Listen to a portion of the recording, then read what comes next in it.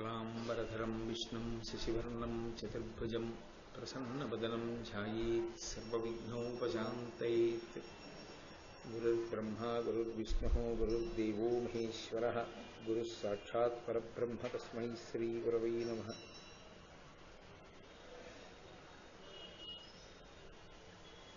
व्यासाय विष्णुरूपाय व्यासरूपाय विष्णवे नमो वै ब्रह्मनिधये वासिष्ठाय नमो नमः। कूजन्तं राम रामेति मधुरं मधुराक्षरम् आरुह्य कविताशाखां वन्दे वाल्मीकिकोकिलं। श्रुतिस्मृतिपुराणानाम् आलयं करुणालयं नमामि भगवत्पादशङ्करं लोकशङ्करं। वागर्धाविव सम्पृक्तौ वागर्धप्रतिपत्तये जगतः पितरौ वन्दे पार्वतीपरमेश्वरौ। सूक्तिं समग्रयितुनः स्वयमेव लक्ष्मीः श्रीरङ्गराजमहिषी मधुरैः कटाक्षैः। वैदग्ध्यवर्णगुणगुम्भनगौरवैर्यां कण्डूलकर्णकुहराः कवयोधयन्ति। हैमोर्ध्वपुण्ड्रमजहन्मकुटं सुनासं मन्दस्मितं मकरकुण्डलचारुगण्डं बिम्बाधरं बहुलदीर्घकृपाकटाक्षं। श्रीवेङ्कटेशमुखमात्मनि सन्निधत्तां विमलपटी कमलकुटी पुस्तकरुद्राक्षसहस्तपुटी कामाक्षी पक्ष्मलाक्षी कलितविपञ्ची विभासि वैरिञ्ची। मनोजवं मरुततुल्यवेगं जितेन्द्रियं बुद्धिमतां वरिष्ठं वातात्मजं वानरयूथमुख्यं श्रीरामदूतं शिरसा नमामि।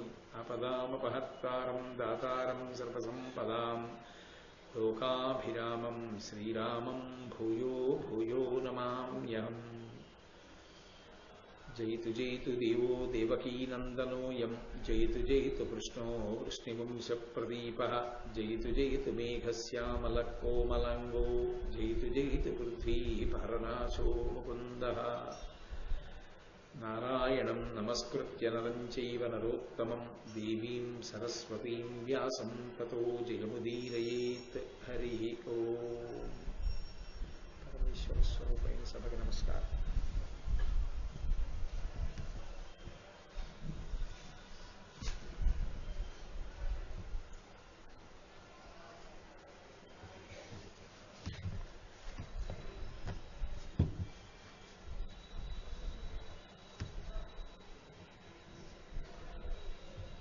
ఏకపాదుడు అని ఒక మహర్షి. ఆయన అనేక మంది శిష్యులకి వేదాన్ని చెప్తూ ఉండేవాడు. వేదము శృతి అని పేరు పొందింది. వేదం పుస్తకం ఇంట్లో ఉంది కదా అని చదువుకునేది కాదు. వేదం గురుముఖతః నేర్చుకోవాలి. ఎందుకంటే వేదానికి అర్థం అక్కడ ఉండేటటువంటి తాత్పర్యాన్ని బట్టి మారదు, స్వరాన్ని బట్టి వేదానికి అర్థం మారిపోతుంది. ఆ స్వరం కానీ తప్పిందనుకోండి వ్యతిరేక ఫలితాలు వస్తుంది. అందుకే ఆ స్వరం నేర్చుకోవాలి. స్వరం నేర్చుకోవాలంటే ఉదాత్త అనుదాత్త స్వరిత అని 3 ఉంటాయి. ఉదాత్త అంటే పైకి ఎత్తవలసిన చోట పైకి ఎత్తాలి, అనుదాత్త అంటే కిందకి దింపవలసిన చోట దింపాలి, స్వరిత అంటే సమానంగా చదవవలసిన చోట సమానంగా చదవాలి. ఆ స్వరం తెలియకపోతే ఆ మంత్రాలకి అర్థం అంతా వ్యతిరేకంగా వస్తుంది. అప్పుడు ఒక్కొక్కసారి ఏ ప్రయోజనానికి మనం చేస్తున్నామో దానికి వ్యతిరేకమైన ప్రయోజనం వస్తుంది. అందుకే వేదం పుస్తకాలు పట్టుకుని చదువుకునేదిని లేకపోతే రేడియోస్లో సంగీతంలా నేర్చుకునేది కాదు. అది గురుముఖతః గురువు గారి దగ్గరే నేర్చుకోవాలి. గురువుగారు అక్కడ కూర్చుని స్వరాన్ని సూచిస్తుంటే ఇలా అనాలి, ఇక్కడ నొక్కాలి, ఇక్కడ ఎత్తాలి అని చెప్తుంటే గురువుగారి ముఖతః నేర్చుకున్నదేదో అది వేదం. దానికి చెవి ప్రధానమై ఉంటుంది. గురువుగారు మాట్లాడుతున్నప్పుడు, గురువుగారు చెప్తున్నప్పుడు దాన్ని చెవితో విని ఆ స్వరాన్ని నేర్చుకుని ఆ స్వరం ప్రకారం పలకాలి. వేదం నేర్చుకోవడానికి చెవి చాలా ప్రధానమైనటువంటి ఇంద్రియం కనుకనే, విని నేర్చుకునేది కనుకనే ఆ వేదానికి శృతి అనబడేటటువంటి పేరు వచ్చింది. ఆ గురువు గారికి ఉన్నటువంటి ఓపిక, ఆ గురువు గారికి శిష్యుల మీద ఉన్నటువంటి అభిమానం అట్లాంటిది.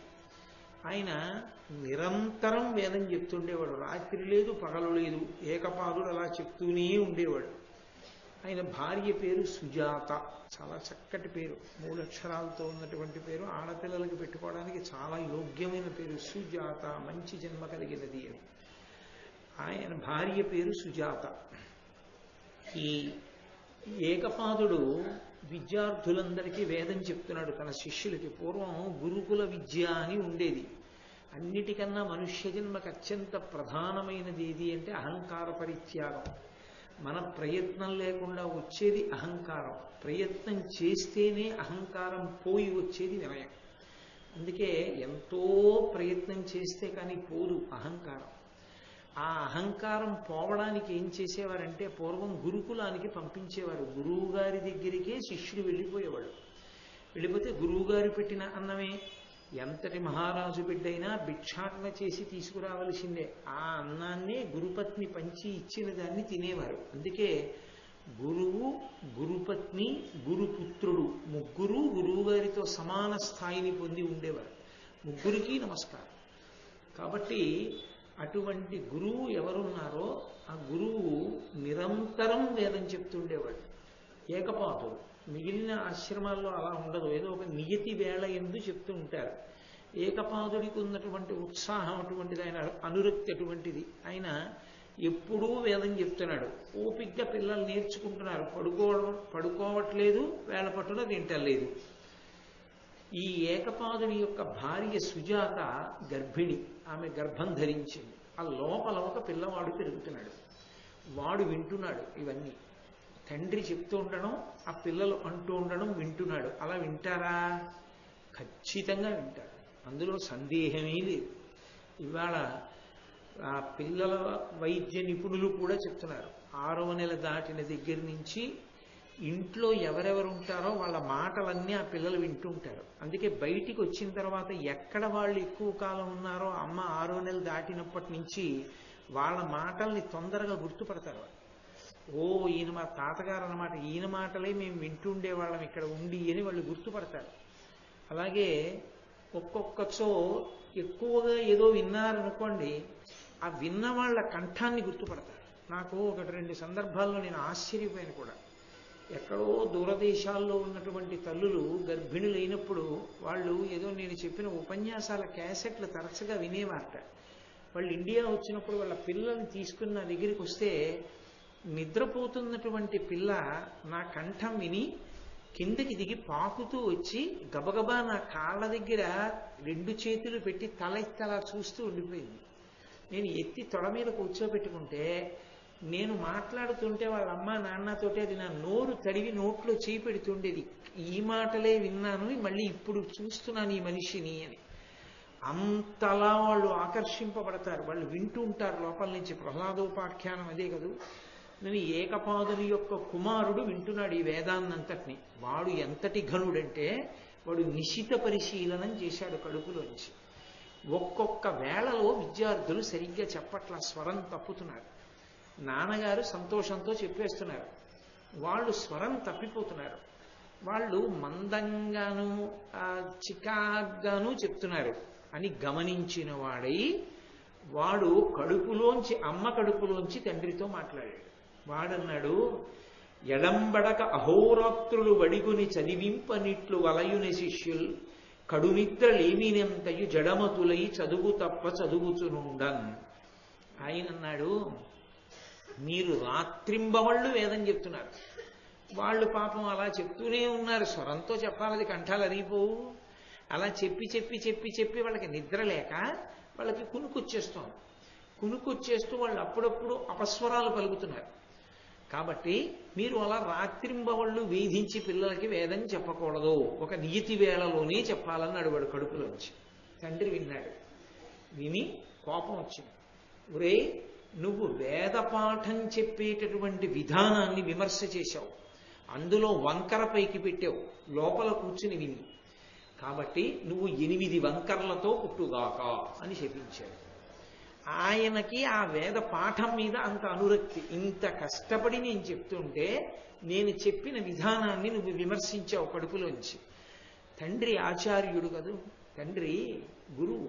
ఎందుచేత అంటే మొట్టమొదట ఉపనయనం చేసేవాడు తండ్రి. ఉపనయనం చేస్తాడు కనుక మంత్రోపదేశం చేస్తాడు కాబట్టి ఆయనే ఆచార్యుడు. అక్షరాభ్యాసం చేసేవాడు తండ్రి. అందుకని ఇంకా బయటికి రాకముందే గురువుకి వంకరలు పెడుతున్నావు నువ్వు. అందుకని వంకర బుద్ధితో ఆలోచించావు కాబట్టి నీకు 8 వంకరలు కలుగుగాక అన్నది. కాబట్టి అంటే ఆయన బహుశः ఆయన ఉద్దేశ్యం ఏమై ఉండాలంటే ఆయన వేదమునందనంత అనురక్తి ఉన్నవాడు కాబట్టి వీడు అష్టాంగ యోగంలో సమాధి స్థితికి చేరగలిగినటువంటి మహావిద్వాంసుడు కావాలి, అంతటి సాధకుడు కావాలి అనుకున్నాడు. వాడు వేదానికి వంకర చెప్పేటప్పటికీ ఆయన కోపం వచ్చింది. 8 వంకర్లతో పుట్టుదువుగాక అన్నాడు. కాబట్టి ఆ పిల్లవాడికి అష్టావక్రుడు అని పేరు వచ్చింది. బయటికి వచ్చిన తర్వాత ఆయనకి 8 వంకరలు ఉన్నాయేమో కానీ ఆయన తక్కువ వాడేం కాడు. ఆయన మహానుభావుడు, అష్టావక్రుడు. మహాభారతాంతర్గతం కాదు కానీ బ్రహ్మవైవర్తాది పురాణములలో చెప్తారు. ఆ అష్టావక్రుడు ఒక మహారాజు యొక్క కుమార్తెను అడిగాడు వివాహం చేసుకుంటానని. ఆయన ఉత్తర దిక్కుకు వెళ్ళి పరమేశ్వర భవనము మొదలైనవి దాటి వెడితే అక్కడికెళ్ళి ఒక విశేషమైనటువంటి అంతఃపురంలో ఒక కాంత కనపడుతుంది. ఆమె ఉపచారములు అందుకుని తిరిగిరా, అప్పుడు నా బిడ్డనిస్తానన్నాడు. ఆయన వెళ్ళారు. కైలాసాది పర్వతాలని దాటి పార్వతీ పరమేశ్వరుల అంతఃపురాన్ని కూడా దాటి వెళ్ళి ఆ అంతఃపురంలో ఆయన విడిది చేసి ఆ అంతఃపుర కాంత యొక్క ఆతిథ్యమునందుకున్నాడు. ఆమె ఒక రోజున ఈయన ఏకాంతంలో ఉండగా ఆయన పాంపు చేరే ప్రయత్నం చేసింది. తప్పలా ప్రవర్తించకూడదే ఆయన ధిక్కరించాడు. అప్పుడు చెప్పింది ఆమె, నేను ఉత్తర దిక్కుకి సంబంధించిన దానని, ఉత్తర దిక్కునకు సంబంధించిన కాంతని నేను. ఆ దిక్కు కాంతారూపాన్ని పొందింది. నీ మామగారు నిన్ను పరీక్ష పెట్టాలనుకున్నాడు, అందుకని నా దగ్గరికి పంపాడు. నువ్వు విజయం సాధించావు, వెళ్ళు పిల్లనిస్తాడండి. అంతటి మహానుభావుడు అష్టావక్రుడు అంటే. కాబట్టి ఆ పిల్లవాడికి అష్టావక్రుడు అని పేరు వచ్చింది. ఈలోగా ఈ పిల్లవాడు పుట్టే సమయానికి ముందర ఒక విచిత్రం జరిగింది. ఆయన భార్య, ఆ ఏకపాదుని భార్య సుజాత ఒక రోజున భర్తని పిలిచి, ప్రపంచంలో ఎక్కడైనా కూడా ఒక విశేషం ఉంటుంది. ఇంట్లో భార్య కానీ కుమార్తె కానీ ప్రసవానికి సిద్ధపడుతున్నారు అంటే కొన్ని ఆహార పదార్థాలని సిద్ధం చేసుకుంటారు. ఏదో నూనె, నెయ్యి, కొన్ని గింజలు ఇలాంటివన్నీ సిద్ధంగా ఉంచుకుంటారు, ప్రసవ సమయం ఆసన్నం అవుతుందని. మన ఇంట్లో ఏమీ లేవు అంటే ఆయనకి ఏమీ లేవన్న పట్టింపు కూడా లేదు. ఆయనకి ఆ వేదం చెప్పడమే సంతోషం. కాబట్టి మీరు ఆ సంభారములను సిద్ధం చేయవలసింది అంది. ఆయన అన్నాడు, నేను ఆ సంభారములను సిద్ధం చేయడానికి కావలసినటువంటి ద్రవ్య సముపార్జన కొరకు ఇతరత్రా సమయాన్ని నేను వెచ్చించలేను. అందుకే రాజ్యాన్ని పరిపాలిస్తున్నవాడు జనకుడు. జనకుడు అంటే ఒక్క సీతమ్మ తండ్రే కాదు, ఆ వంశంలో ఉన్న వాళ్ళందరికీ జనకులనే పేరు. కాబట్టి నేను జనకుడి దగ్గరికి వెడతాను. అక్కడ వంది అని ఒక గొప్ప విద్వాంసుడు వచ్చాడు, పశ్చిమ దిక్కునకు అధిపతి అయినటువంటి వరుణుని యొక్క కుమారుడు. ఆ వంది ఎవరి చేత ఓడింపబట్టలేదుట. నేను వెళ్ళి ఆయన్ని ఓడిస్తాను, ఓడించి మహారాజు ఇచ్చేటటువంటి బహుమానాలు పట్టుకొస్తాను. దానితో ప్రసవ సమయానికి కావలసినటువంటి సామాగ్రిని సిద్ధం చేద్దాం అన్నాడు. ఆయన వెళ్ళి ఆ వందితో వాదన చేశాడు. వాదనలో ఓడిపోయాడు. ఓడిపోతే ఇతర విద్వాంసులతో పాటే ఏకపాదునకు కూడా జలవాస శిక్ష విధించారు. అంటే నీళ్లలో ఉంచడం, తల నీళ్లలో ముంచుతూ ఉండడం, ఊపిరి కోసం కొట్టుకుంటున్నప్పుడు పైకెత్తుతూ ఉండడం, అలా నీళ్లలో ముంచి తేలుస్తూ ఉంటారు. అటువంటి శిక్ష వేశారు. ఇతర విద్వాంసులతో పాటు అనుభవిస్తున్నాడు ఏకపాదు. ఇక్కడ అష్టావక్రుడు పుట్టి పెద్దవాడు అవుతున్నాడు. ఆయన మేనమామ గారు ఉన్నాడు ఉద్దాలకుడు అని, ఆ పక్కనే ఉండేవాడు. ఈ సుజాత అన్న తల్లి ఉన్నటువంటి పక్కనే. అదే సమయానికి అష్టావక్రుడు పుట్టే సమయానికే ఉద్దాలకునకు ఒక కుమారుడు జన్మించాడు. ఆయనకి శ్వేతకేతు అని పేరుంచాడు తండ్రి. ఇద్దరూ కలిసి పెరుగుతున్నారు. ఈ పిల్లవాడు ఏమనుకుంటున్నాడంటే ఈ ఉద్దాలకుడే నా తండ్రి అనుకుంటుండేవాడు. ఏమి తెలియదు కదా, అమాయకత్వం, చిన్నతనం. కాబట్టి ఈయనే నా తండ్రి అనుకున్నాడు. ఒక రోజున ఇద్దరూ ఆడుకుంటుండగా గబగబా వెళ్ళి ఉద్దాలకుడి తొడ మీదకి ఎక్కి కూర్చున్నాడు అష్టావక్రుడు. కూర్చుంటే శ్వేతకేతు వచ్చి అన్నాడు, అలా కుదరదయా, ఆయన మా తండ్రి, నువ్వు ఆయన తొడ మీద కూర్చుంటావేమిటి, దిగు, నీ తండ్రి దగ్గరికి పోయి నీ తండ్రి తొడ మీద నువ్వు కూర్చో అన్నాడు. ఈ అష్టావక్రుడు ఎంతటి అమాయకుడంటే, తండ్రి ఎనుచు నుద్దాలకు తమకు గరము ప్రీతితో శ్వేతకేతుని భ్రాత ఎనుచు అనఘచరితుడు అష్టావక్రుడు అనుదినంబు కొండెరుంగక సుఖశీల నుండునంత. తన సోదరుడు శ్వేతకేతు అనుకుంటున్నాడు, మామయ్య అనుకోవట్లేదు ఉద్దాలకుడు. పరమ సంతోషంతో ఉన్నవాడు అవాక్కైపోయాడు. నీ తండ్రి వేరే ఉన్నాడు, వెళ్ళి వాడి తొడ మీద కూర్చో అంటే ఆశ్చర్యపోయి గబగబా తల్లి దగ్గరికి వెళ్ళాడు. అమ్మా అమ్మా మా నాన్నగారు ఎక్కడున్నారమ్మా అని అడిగాడు. అడిగితే ఆవిడంది, మీ తండ్రి నువ్వు పుట్టక పూర్వమే జనక మహారాజు గారి ఆస్థానంలో వరుణకుమారుడైనటువంటి వందితో వాదన కొరకు వెళ్ళి ఓడిపోయి జలవాస శిక్షను అనుభవిస్తున్నాడు. అదిరా నాయన, ఈ ఉద్దాలకుడు నీ తండ్రి కాడు అని చెప్పింది. ఆయన వెంటనే నేను నా తండ్రిని విడిపిస్తానని చెప్పి జనక మహారాజు గారి యొక్క ఆస్థానానికి వెళ్ళాడు. వెళ్ళేటప్పటికీ ఆ రాజద్వారం దగ్గర భటులు కావలిగా ఉన్నారు. లోపలికి అనేక మంది ఆ యజ్ఞం చేయించేటటువంటి ఋత్విజులు, ఆ సామాగ్రిని తీసుకుని వెళ్ళేటటువంటి పరివారం, బ్రాహ్మణులు, యజ్ఞం చూడడానికి ఆహ్వానింపబడినటువంటి పెద్దలు, వాళ్లే కాకుండా వికలాంగులైనటువంటి వారు, కుంటివారు, గుడ్డివారు, అటువంటి వారందరూ కూడా లోపలికి వెళుతున్నారు ఆ ద్వారంలోంచి. అక్కడ నిలబడి ఈ అష్టావక్రుడు అడిగాడు, మామయ్యతో కలిసి వెళ్ళాడు, మేము కూడా లోపలికి వెడతా ఉన్నాడు. బాలురకు ప్రవేశం లేదు, నువ్వు చిన్నవాడివి, నువ్వు వెళ్ళి ఏం చేస్తావు యజ్ఞంలో, అందుకని నువ్వు వెళ్ళకూడదన్నారు అక్కడ భటులు. ఆయన అన్నాడు, అలయక ఏండ్లు కడుం పెక్కులు జీవించుట అరగలగుటయు తగు వృద్ధుల లక్షణమే, జ్ఞానము గలడేనిన్ బాలుడైన కడు వృద్ధుమహిం. ఇవిటో చాలా కాలం శరీరంతో భూమి మీద ఉన్నంత మాత్రం చేతనే వృద్ధుడు అని పిలవకూడదు. ఎవరు జ్ఞానము కలిగిన వాడో వాడు వృద్ధుడు. నా శరీరము బాలుడి శరీరం అయి ఉండొచ్చు, కానీ నేను జ్ఞానము చేత వృద్ధుడను, కాబట్టి నన్ను లోపలికి ప్రవేశపెట్టన్నాడు. ఆయన ఆశ్చర్యపోయి లోపలికి వెళ్ళి జనక మహారాజు గారితో చెప్పాడు, ఇలా ఎవరో పిల్లవాడు వచ్చాడు, నేను జ్ఞానము చేత వృద్ధుణ్ణి అంటున్నాడు, పంపవచ్చా అని అడిగాడు. జనక మహారాజు గారు లోపలికి పంపించమన్నాడు. వెళ్ళాడు లోపలికి. వెళ్ళిన తర్వాత జనక మహారాజు గారు కొన్ని ప్రశ్నలు వేశారు. ఆ ప్రశ్నలన్నిటికీ జవాబు చెప్పాడు. తదనంతరం వరుణకుమారుడైనటువంటి వందిని పిలిచారు. ఆయనతో వాగ్వాదం చేయమన్నారు. వాగ్వాదం చేసి ఆ వందిని ఓడించాడు. ఓడిస్తే జనక మహారాజు గారు నీకేం కావాలని అడిగాడు. నా తండ్రి ఏకపాదునితో కలిపి ఇంతకు ముందు ఓడింపబడి జలవాస శిక్ష అనుభవిస్తున్నటువంటి విద్వాంసులందరినీ విడుదల చేయమన్నాడు. వాళ్ళందరినీ కూడా విడుదల చేశారు.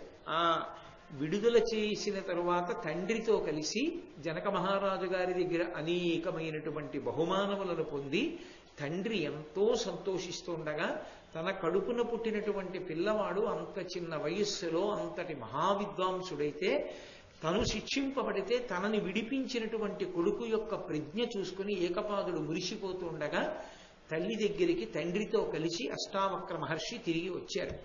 అంతటి మహానుభావుడయ్యా అష్టావక్రుడంటే, చిన్న వయస్సులో వందిని ఓడించినటువంటి వాడు. అటువంటి అష్టావక్ర మహర్షి మొదలైనటువంటి వాళ్ళు నివసించిన ఆశ్రమ ప్రాంగణం ఇది. ఆయన చాలా కాలం తపస్సు చేసినటువంటి భూమి. కాబట్టి ధర్మరాజా, నువ్వు ఆశ్రమాన్ని చూసి ఆ పక్కన ఉన్నటువంటి నదీ స్నానఘట్టముల యందు స్నానం చేసి సంతోషాన్ని అభ్యున్నతిని పొందు అని రోమశ మహర్షి చెప్పి, ఇక్కడే ఒకానొకప్పుడు ఒక విశేషమైనటువంటి యజ్ఞం జరిగింది. ఆ యజ్ఞంలో గురుముఖతః నేర్చుకున్న విద్యకి, గురువు గారి దగ్గర నేర్చుకోని విద్యకి రెండిటికి ప్రధానమైన తేడా ఎక్కడుంటుందో నిరూపింపబడింది. పుస్తక పఠనం చేసి కానీ, లేదా తపశ్శక్తితో కానీ, లేదా అన్యమైన సాధనముల చేత కానీ జ్ఞానమును పొందితే అది ఉపయుక్తమవుతుందా, గురువుగారి శుశ్రూష చేసి గురుముఖతః నేర్చుకున్నటువంటి విద్య మేధస్సు యందు నిలబడి శీలాన్ని దిద్దడంలో ఉపయోగపడుతుందా? విద్య యొక్క ప్రధానమైనటువంటి ప్రయోజనమేమి అంటే శీల వైభవాన్ని దిద్దగలగాలి. అది ఆ శీల వైభవాన్ని దిద్దడం, శీల వైభవం అంటే స్వభావమును దిద్దేదై ఉండాలి. స్వభావము అంటే పుట్టినప్పుడు వస్తుంది. పుట్టినప్పుడే ఒక్కొక్కడికి ఒక్కొక్క స్వభావం. ఆ స్వభావం పట్టుకోవడానికే అక్షరాభ్యాసం చేసేటప్పుడు అనేక రకాలైన వస్తువులు అక్కడ పెట్టి వీడిని పాకుతూ వెళ్ళి ముట్టుకోమంటారు. వాడు దేన్ని వెళ్ళి ముట్టుకుంటాడో దాని చేత స్వభావ నిర్ణయం చేసుకుంటాడు. వాడు వెళ్ళి డబ్బులు ముట్టుకున్నాడు అనుకోండి, వీడికి డబ్బుల మీద అనురక్తి ఉంటుంది అంటారు. వాడు వెళ్ళి పుస్తకాలు ముట్టుకున్నాడు అనుకోండి, వీడికి గ్రంథముల మీద అనురక్తి ఉంటుంది. వాడొక జపం చేసే మాల పట్టుకున్నాడు అనుకోండి, వీడు అంతర్ముఖత్వాన్ని ఇష్టపడతాడు, వీడు ఎక్కువగా జపం చేస్తాడనమాట. అక్కడ ఉన్నటువంటి వస్తువులను బట్టి వాడు దేన్ని ముట్టుకున్నాడో దాన్ని బట్టి వాడి యొక్క వాసనా బలాన్ని నిర్ణయం చేసుకుంటారు. దాన్ని బట్టి వాడికి ఎటువంటి విద్య గరపించాలన్నది నిర్ణయం చేయడానికి. ఎందుకు ఆ స్వభావం అలా వస్తుంది? పుట్టుకతోనే అందరూ ఒకలా ఎందుకు ఉండరు? ఒకడు ఒకలా ఉంటే ఇంకొకరు ఇంకొకలా ఉంటారు. అలా ఉండడానికి కారణం ఏమిటి అంటే గత జన్మలలో చేసుకున్నటువంటి కర్మల యొక్క రుచి వాసన ఏముంటాయో వాటిని జీవుడు పట్టుకుని ఇంకో శరీరంలోకి పెడతాడు. అది రహస్యం. ఈ జన్మలో జీవుడికి విశేషమైన అనురక్తి ఉందనుకోండి ఒక విషయం మీద. ఎవరో ఒక ఆయనకి భగవద్గీత అంటే చాలా విశేషమైన అనురక్తి. అంత అనురక్తి ఆయన్ని ఏ శ్లోకం అడగండి, ఎక్కడి శ్లోకమైనా దానికి వ్యాఖ్యానంతో భాష్యంతో చెప్తాడు. అంత అనురక్తి. ఆయన శరీరం విడిచిపెట్టేటప్పుడు ఆయన మనసు ఈ వాసనని అంటే భగవద్గీత మీద అనురక్తినే పట్టుకుని బయటికి వెళ్ళింది అనుకోండి, ఆయన మళ్ళీ ఇంకో శరీరంలోకి ఎడతాడు. మీరు అందుకే చూడండి, కొంతమంది పిల్లలు 3వ ఏటో 4వ ఏటో భగవద్గీత శ్లోకాలన్నీ చెప్పారు అంటారు.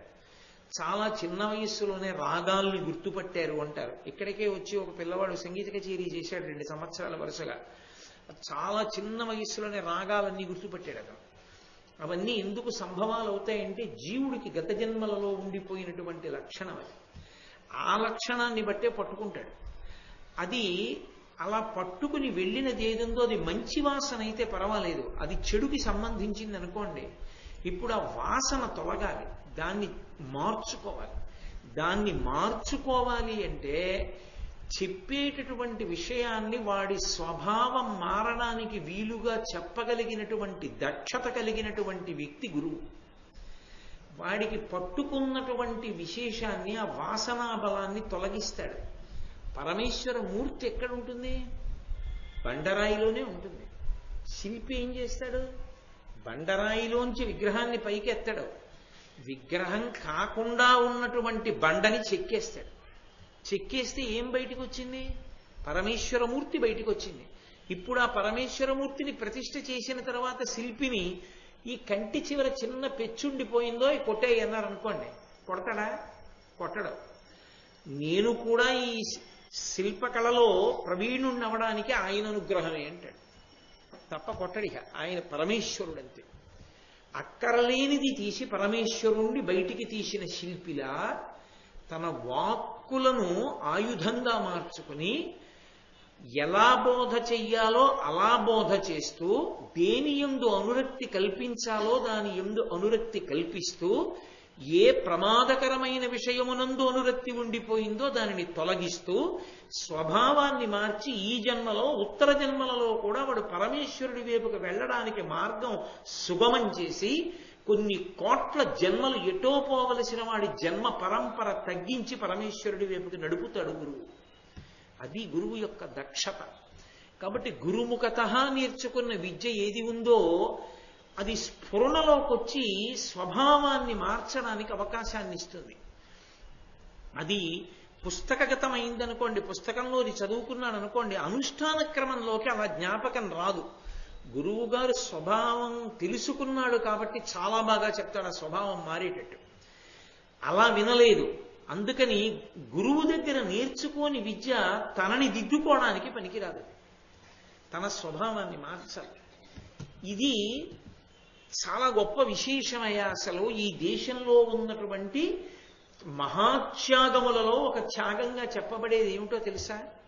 చాలా గొప్పదానంగా చెప్పబడేది ఏది అంటే అన్నదానం అంటాం మనం. కాదు, అంతకన్నా కూడా గొప్పదానం ఏమిటి అంటే మంచి మాటలు చెప్పడం. అదే పెద్దదానం. అందుకే అసలు మాట్లాడవలసినటువంటి అవసరం లేకుండా మౌనంగా తమలో తాము భగవంతుణ్ణి ఆత్మని అనుభవించి ఆత్మగా నిలబడగలిగినటువంటి పరమయోగులైన వారు, మేము ఇలా ఉండిపోతే మేము అనుభవిస్తున్నటువంటి ఆత్మ యొక్క ఆనందం, దాని యొక్క సహజమైన స్థితి అవతల వాళ్ళకి ఎలా తెలుస్తుందనేటటువంటి ఔదార్యంతో నోరు విప్పి మాట్లాడడం వల్ల రెండుగా నిలబడి వారు అనుభవించవలసినటువంటి ఆత్మానందాన్ని జార విడిచి కొంతకాలం ద్వైతమనందు ప్రవేశిస్తున్నారు. రెండుగా ఉండి వారు ఆత్మానందాన్ని విడిచిపెడుతున్నారు. అందుకే వారు మాట్లాడితే అనుగ్రహ భాషణ అన్నారు. కాబట్టి మంచి మాటలు 4 చెప్పడమే అసలు గొప్ప దానం. అది లేనినాడు మనుష్య శరీరాన్ని పొందడం వల్ల ఏ ప్రయోజనాన్ని పొందాలో ఆ ప్రయోజనాన్ని సాధించడం సాధ్యం కాదు. అందుకే ఈ ఒక్క దేశంలోనే ఆ గొప్పతనం.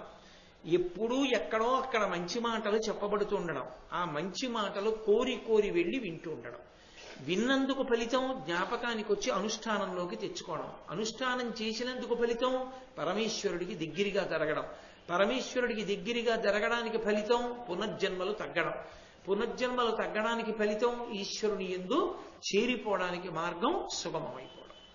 దీనికి అంతటికీ ప్రబోధమే కారణమైంది. అందుకే ఈ దేశంలోనే మీకు ప్రత్యేకించి పురాణేతిహాసములను తరచుగా ఉపన్యసించడము, దానికి దేవాలయ ప్రాంగణములే ఆలవాలము కావడం అనేటటువంటిది ఎప్పుడూ కూడా ఆచరణ యందు జరుగుతున్న విశేషంగా ప్రకాశించింది. కాబట్టి ఆ విషయాన్ని నిరూపణం చేసిందయా ఇక్కడ చేసినటువంటి ఒక యజ్ఞ భూమి. దేవతలు వచ్చి ఆ విషయాన్ని నిర్ధారించారు. అలాగా చాలా అద్భుతంగా ఉంది. ఈ విశేషం ఏమిటో నాకు చెప్పవలసింది అన్నాడు ధర్మరాజు గారు. వెంటనే రోమశ మహర్షి చెప్తున్నారు, అలఘులు రైభ్య భరద్వాజులు తమలో సుహృదులై విశుద్ధ తపో నిశ్చలిత మతులి వనంబున నొలసి తపంబొప్ప చేయుచుండిరి నిమ్మిన్. అక్కడ భరద్వాజుడు రైభ్యుడు అనబడేటటువంటి ఇద్దరు స్నేహితులు. వాళ్ళిద్దరూ కూడా అలఘులు. లఘువు అంటే చిన్నది, అలఘుడు అంటే చిన్నవాడు కాడు, అంటే చాలా పెద్దవాడు. పెద్దవారంటే వయస్సులోని కాదు, అనుష్ఠానమునందు, ఆ వేదం నేర్చుకున్న విధానమునందు, దాన్ని అవసరమైతే దేవతానుగ్రహాన్ని సంపాదించుకోవడానికి వీలైన క్రతువుగా మార్చగలిగిన ఒక దక్షత యందు వాళ్ళు నిష్ణాతులు. అటువంటి అలఘులు రైభ్య భరద్వాజులు తమలో సుహృదులై విశుద్ధ తపో నిశ్చలితమతులి వనంబున నొలసి, శుద్ధమైనటువంటి తపస్సుతోటి నిశ్చలితమతులు, అటు ఇటు కదిలిపోకుండా మనసును ఏకాగ్రం చేసినటువంటి వారై తపంబొప్ప చేయుచుండిరి నిమ్మిన్. ఆ భరద్వాజుడు రైభ్యుడు ఇద్దరు కూడా తపస్సు చేస్తున్నారు. కాలక్రమంలో ఆయనకి ఒక ఆశ్రమం, ఈయనకి ఒక ఆశ్రమం. పేర్లు కొంచెం జాగ్రత్తగా జ్ఞాపకం పెట్టుకోవాలి. రైభ్యుడికి ఒక ఆశ్రమం, భరద్వాజునికి ఒక ఆశ్రమం. ఇద్దరు 2 ఆశ్రమాలు కట్టుకుని తపస్సు చేసుకుంటున్నారు. ఆ తపస్సు చేసుకుంటున్న సమయంలో కొంతకాలానికి వాళ్ళు గృహస్థాశ్రమ స్వీకారం చేశారు. ఆశ్రమాలు మారుతుండడం అనేటటువంటి దాని ప్రయోజనం ఏమిటి అంటే పరమేశ్వరుణ్ణి చేరుకోవడం. అది అసలు దాని యథార్థం. అది ఎందుకు బ్రహ్మచర్యంలో ఉండాలి, ఎందుకు వివాహం చేసుకుని గృహస్థు కావాలి, ఎందుకు వానప్రస్థు కావాలి, ఎందుకు సన్యాసి కావాలి అంటే ఆశ్రమం మారడానికి ప్రయోజనము పరమాత్మని చేరుట ఒక్కటియే. కొన్ని అనుభవించవలసిన అవసరం లేకుండానే గెలవగలిగిన ఉంటాయి. అవి వింటే చాలు, మానేయచ్చు. దొంగతనం చెయ్యకురా, దొంగతనం చాలా ప్రమాదకరం రా, దొంగతనం చేసిన వాడి జీవితం నాశనం అయిపోతుందరా, పట్టుబడి కారాగారంలో ఉంటే జీవితం అంతా అందులో పడున్న వాళ్ళు ఉన్నారు, వెళ్ళకు దాని జోలికి అని ఒక కారాగారాన్ని చూపించారనుకోండి, అందులో ఉన్నటువంటి వాళ్ళని చూసి అమ్మో జీవితంలో దాని జోలికి వెళ్ళకూడదని మారిపోయే వాళ్ళు ఉంటారు. ఒరే, మనసులో ప్రకోపించినటువంటి కామానికి వశుడు కాకుండా జీవించరా అన్నారనుకోండి, అసలు దుస్సాధ్యంగా ఉంటుంది. 99 ఏమి 100కి 100 మంది అని నేను అనకూడదు, ఎక్కడో ఒక్కరుంటారు మహాత్ములు. కానీ మరి ఎలా అటువంటి పరమేశ్వరుడే పెట్టినటువంటి లక్షణాన్ని వాడు దాటగలిగిన స్థితిని ఎలా ఇవ్వాలి? ఆశ్రమం మార్చి దాన్ని ధర్మంతో ముడేసేస్తారు. అందుకే గృహస్థాశ్రమంలోకి ప్రవేశింపచేసి ధర్మపత్నిని ఇస్తారు. ఇప్పుడు ధర్మపత్ని యందు కామము ధార్మికమై కొడుకు కూతురు అన్న అర్థం పొందుతాడు. ఏమి సుఖమండి అని సంసారమునందు మెల్లగా వైరాగ్యమును పొంది పరమేశ్వరుని యందు అనురక్తి పొందుతాడు. అసలు ఆశ్రమం మారడం ఎందుకొరకు అంటే పరిశీలనాత్మకంగా చూసి చూసి చూసి చూసి వైరాగ్యమును పొందుట కొరకు తప్ప ఎన్నాళ్ళున్నది చాలా బాగుంది చాలా బాగుంది చాలా బాగుంది అనుకుంటే అసలు ఆ ఆశ్రమానికి ప్రయోజనం ఏర్పడదు. సరికదా, అంటుకుపోయి ఇదేదో బాగుంది అనుకుని అందులోనే తెలియక ఊబిలో కూరుకున్న వాళ్ళ కూరుకుపోతాడు. అలాగని విడిచిపెట్టేమని శాస్త్రాలు చెప్పలేదు. నువ్వు పరిశీలించుకుని ఎప్పుడో అప్పుడు వైరాగ్య సుఖం వైపుకి అడుగు వేయగలిగిన వాడవై ఉండాలి. అటువంటి ధీశక్తిని పొందగలిగి ఉండాలి. కాబట్టి వాళ్ళు గృహస్థాశ్రమంలోకి ప్రవేశించారు, రైభ్యుడు భరద్వాజుడు. రైభ్యునికి 2 కుమారులు కలిగారు, అర్ధావసుడు పరావశుడు అని పేర్లు వాళ్ళకి. భరద్వాజునికి 1 కుమారుడు కలిగాడు, అతని పేరు యవక్రీతుడు అని పేరు. ఇలా వీళ్ళు కుమారులతో స్నేహంగానే ఉంటున్నారు, అటు రైభ్యుడు ఇటు భరద్వాజుడు కూడా. ఇలా ఉండగా కొంతకాలం అయిన తర్వాత గురుముఖత రైభ్యుడి దగ్గర, రైభ్యుడి తండ్రి కనుక, తండ్రియే గురువు కనుక, ఆయన చదువుకున్నవాడు కనుక ఆయన దగ్గరే చదువుకుని గురుముఖత విద్యతో వర్ధిల్లుతున్నారు అర్ధావశుడు పరావశుడు. కానీ తన తండ్రి భరద్వాజుడు కూడా అంత చదువుకున్నవాడే, కానీ ఆయన దగ్గర చదువుకుని విద్య నేర్చుకోవడానికి యువక్రీతుడు ఇష్టపడలేదు. ఈ చదువుకుని ఇవన్నీ నేర్చుకోవడం ఏమిటి? వెళ్ళి తపస్సు చేసి ఈశ్వరుడు ప్రత్యక్షమైతే ఆయన అనుగ్రహంతో అన్ని భాషించేటట్టు చేసుకుంటాడు. అంతేకాని రోజు ఈ కూర్చోవడం ఏమిటి, ఈ చదువుకోవడం ఏమిటి, ఇదంతా అఘాయిత్యంగా ఉంది, నేను అలా నేర్చుకోనన్నాడు. ఒక్కొక్కరిది చాలా ఆశ్చర్యకరంగా ఉంటుంది ఒక మనస్తత్వం. ఒకానొక సందర్భంలో నేను ఒక ఇంట్లో జరిగిన సన్నివేశం చూసి తెల్లబోయాను. ఆ యజమానికి ఒక కొడుకు కూతురు. ఏదో నా ప్రారంభం కొద్దీ నేను రోజు వాళ్ళ ఇంట్లో ఉండడం జరిగింది ఓ ఊరు వెళ్ళినప్పుడు. ఆ యజమాని కూతుర్ని కొడుకుని పిలిచి కూతురుతో అన్నాడు, అన్నయ్యకి 98 మార్కులు వచ్చాయి, నీకు 45 మార్కులు వచ్చాయి, ఇద్దరికీ సమానంగా చదువుకోవడానికి అవకాశం ఇచ్చాను కదా, నువ్వు పరీక్ష ముందు చదువుతావు. వాడు చూడు రోజు చదువుకుంటాడు, 98 వచ్చాయి, నువ్వు కూడా అలా చదవచ్చు కదా, రోజు ఆడుకుంటావు, పరీక్ష ముందు చదువుతావు అన్నాడు. అంటే ఆ పిల్లంది 48 మార్కులు నాకు వచ్చాయని నన్ను నింద చేస్తున్నారు. 48 మార్కులే వచ్చిన నేను 4వ క్లాసులోంచి ఏ క్లాస్ కెడతానండి, 5వ క్లాస్ కెడతావు. 98 మార్కులు వచ్చిన అన్నయ్య 4వ క్లాస్ నుంచి ఎక్కడికి ఎడతాడండి, 5వ క్లాసులో. వాడు అనవసరంగా కష్టపడుతున్నాడు, నేను ఆడుకుంటూ 5లోకి వెళ్తున్నాడు, వాడు కష్టపడుతూ 5లోకి వెళ్తున్నాడు. కాబట్టి నాదే సులువైన మార్గం. నేను తెల్లబోయిన అయ్యి బాబోయ్, ఈ వయస్సులో దీనికి ఇంత పెద్ద సిద్ధాంతమా? తండ్రి ఒక అరగంట సేపు జవాబు లేదు, అలాగే ఉండిపోయాడు. కొంతమంది అఘాయిత్యం తెలివితేటలు అలా ఉంటాయి విచిత్రంగా. కాబట్టి అంటే అలా ఉండకూడదన్నది జగమెరిగిన సత్యం. కన్నా పిల్లకి నాటుకున్న భావాన్ని ఎలా తీసేయాలి అది చెప్పడానికి తండ్రి చాలా ఆలోచించుకుంటూ ఉండిపోయాడు. ఆలోచించకుండా చెప్తే మళ్ళీ కొత్తది ఏం చెప్తుందో అయోమయంలోకి వెళ్తామని. కాబట్టి ఈయనకి విచిత్రమైన ఆలోచన వచ్చింది యువక్రీతుడికి. ఆయన అన్నాడు, నేను చదవను, గురుముఖత నేను నేర్చుకోను. తండ్రో లేకపోతే గురువో ఆయన దగ్గర కూర్చుని ఆయన చెప్తుంటే నేర్చుకుని ఆయనకి శుశ్రూష చేసి వెళ్ళి భిక్షాటన చేసి దర్భాలు తీసుకొచ్చి అగ్నిహోత్రంలో వ్రేల్చి ఆ తెచ్చినటువంటి అన్నం గురుపత్ని పెడితే అది తిని ఎక్కడో నారచీర కట్టుకుని పడుకుని లేవన్నప్పుడు లేచి నదీ స్నానం చేసి గురువు గారి దగ్గర కూర్చుని ఆయన చెప్పిందంతా ధారణ చేసి ఇన్ని బాధలనే వాడు. దీనికన్నా కొన్నాళ్ళు తపస్సు చేస్తా, ప్రత్యక్షం అవుతాడు. నేను కోరుకున్నవాడు ఎవరో ఒకడు, వాడిని అడుగుతా, నాకు అన్నీ భాషించేట్టు చెయ్యంట. భాషించేట్టు చేస్తాడు. వచ్చేయో ఈ చదువుకున్నవాడికి ఏమొచ్చాయో నాకు అవే వస్తాయి, కాబట్టి నేను అలా చేస్తాను. తండ్రి చెప్పి చూశాడు, తప్పురా, అది ఉపయుక్తం అవుతరా, గురుముఖతనే చదువు నేర్చుకోవాలి అని చెప్పాడు. వీళ్ళే అని బయలుదేరి బహుశः ఆధునిక విద్యా విధానము అని ప్రవేశపెట్టాలనే తహతహ ఉన్నవారు దీన్ని వినవలసి ఉంటుందేమో. కాబట్టి గురుముఖత విద్య నేర్చుకోవడమే మంచిది అన్న ఉద్దేశ్యంతో తండ్రి చెప్పినప్పటికీ వినకుండా ఆయన తపస్సుకు బయలుదేరాడు. బయలుదేరి తపస్సు ప్రారంభం చేశాడు. ఎవరి కొరకు? ఇంద్రుడి కొరకు. తపస్సు చేస్తే ఇంద్రుడి ప్రత్యక్షమయ్యాడు. ఏం కావాలన్నాడు? నాకు సమస్త విద్యలు కరతలామలకము కావాలి, భాషించాలన్నాడు. ఇంద్రుడు అన్నాడు, నేను ఇచ్చేస్తాను, తథాస్తు అంటాను, వచ్చేస్తాను, కానీ నీకు ఉపయోగపడదు, నువ్వు పాడవడానికి పనికొస్తుంది. ఎందుకో చెప్పనా అన్నాడు. చెప్పన్నాడు, గురుముఖమున పడయక తుష్కర తపమున చేసి పడయగాబడు విద్యల్ పరమార్థము మదమును మత్సరమును కావించు నెట్టి సాధకులకైన. నువ్వు గురువు గారి దగ్గర నేర్చుకుంటే నీలో ఉన్న దుర్గుణములు పోవడానికి పనికొస్తుంది. గురువు గారి దగ్గర నేర్చుకోకుండా అకస్మాత్తుగా చదువంతా వచ్చేస్తే నీకున్నటువంటి దుర్గుణాలని పెంచడానికి పనికొస్తుంది. ఎందుకని? అది క్రమక్రమంగా గురుముఖత విన్నది కాదు కాబట్టి అహంకారం పోయేట్టు చేయదు. వచ్చిందా లేదా, నేను ప్రజ్ఞావంతుడు అవునా కాదా అంటావు, నీ నడవడిలో మార్పు రాదు.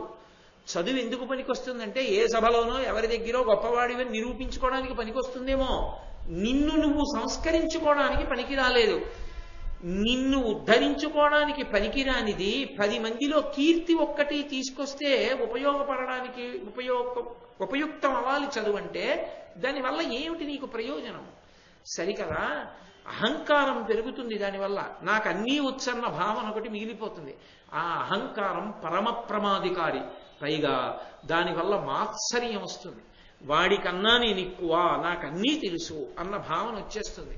అది ప్రమాదకరం. కాబట్టి ఆ బుద్ధి ఉండకూడదు. అందుకని వద్దు, నా మాట విని గురుముఖత నేర్చుకో అన్నాడు. అని ఇంద్రుడు అంతర్ధానం అయిపోయాడు. ఆయన కోరుకున్న వరాన్ని ఇవ్వలేదు.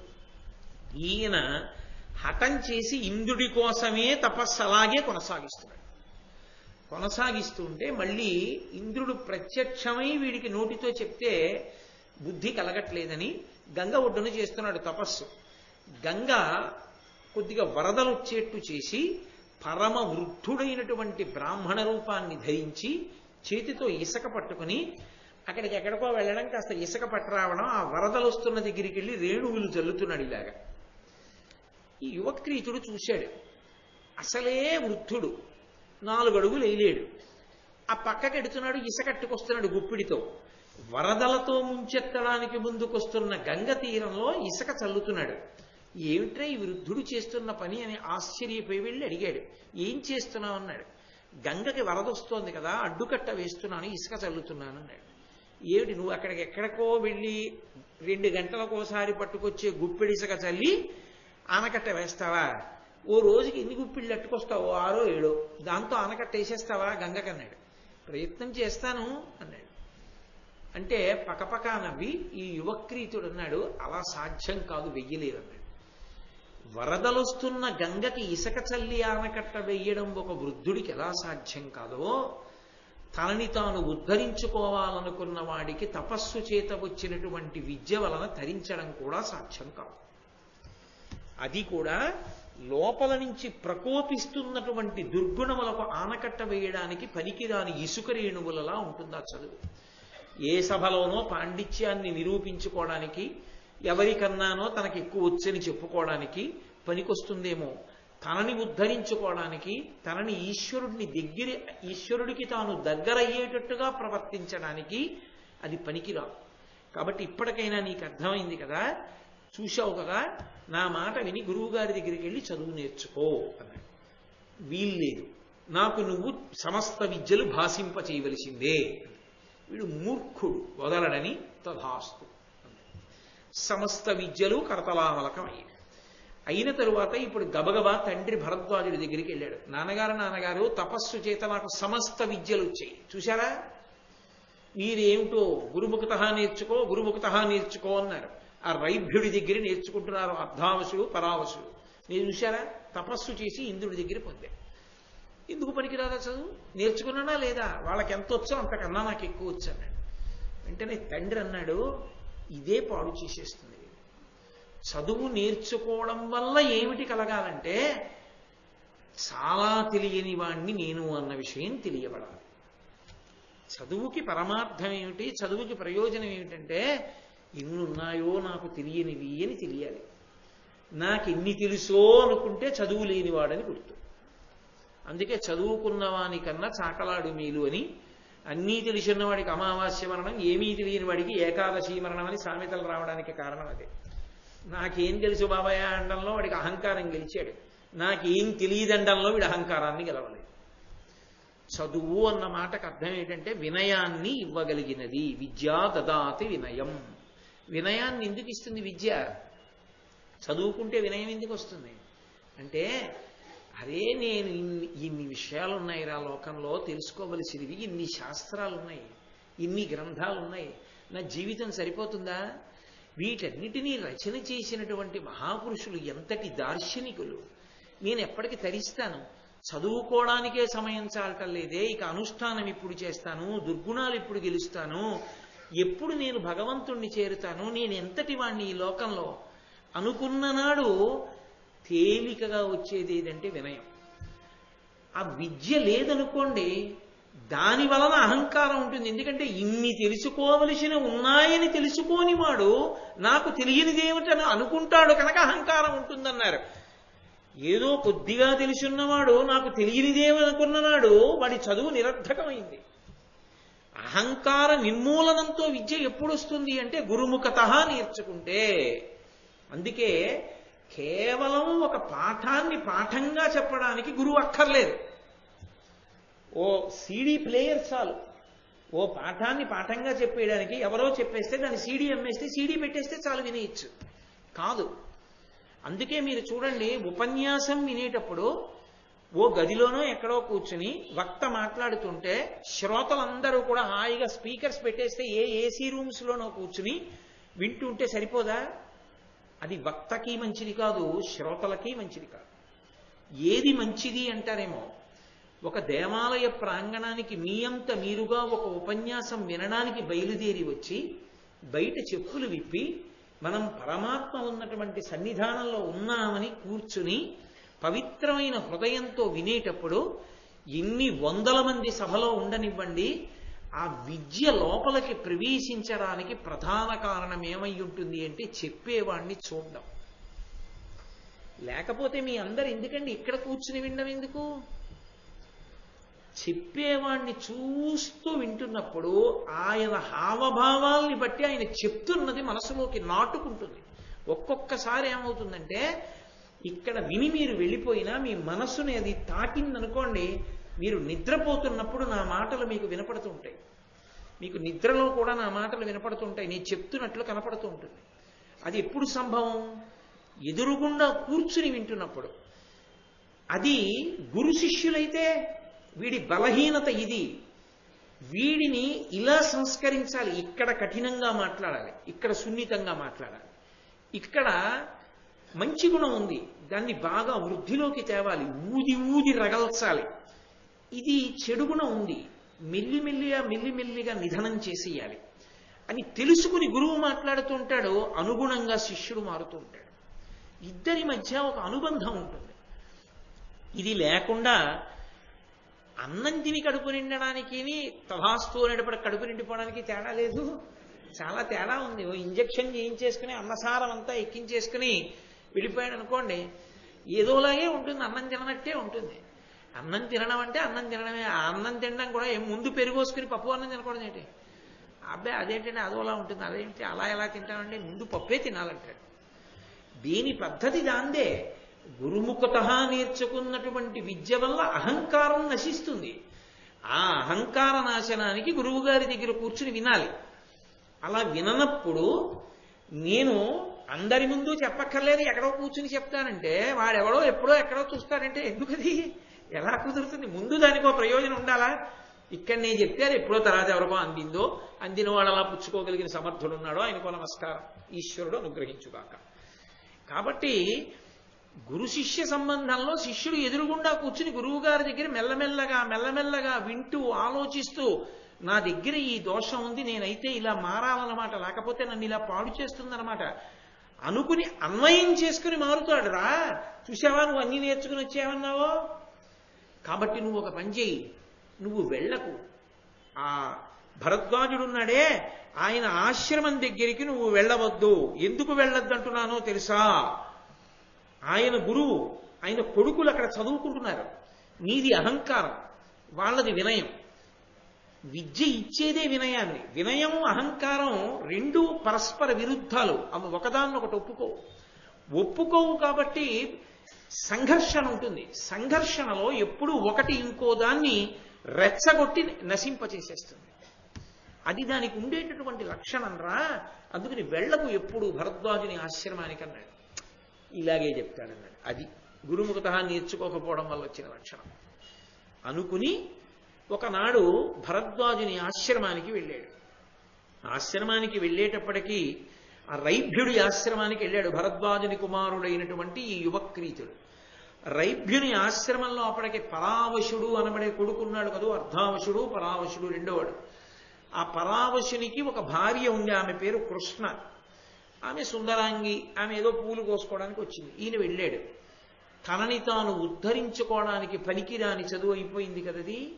ఆ చదువు వలన పరకాంతని ఎలా చూడాలో ముందు ఈయనకి రాలేదు. పరకాంతని ఎలా చూడాలో పద్యాలు చెప్తాడు, పరకాంతని ఎలా చూడాలో అనుష్ఠానంలోకి మాత్రం రాలేదు. అది ఆ విద్యకి తేడా.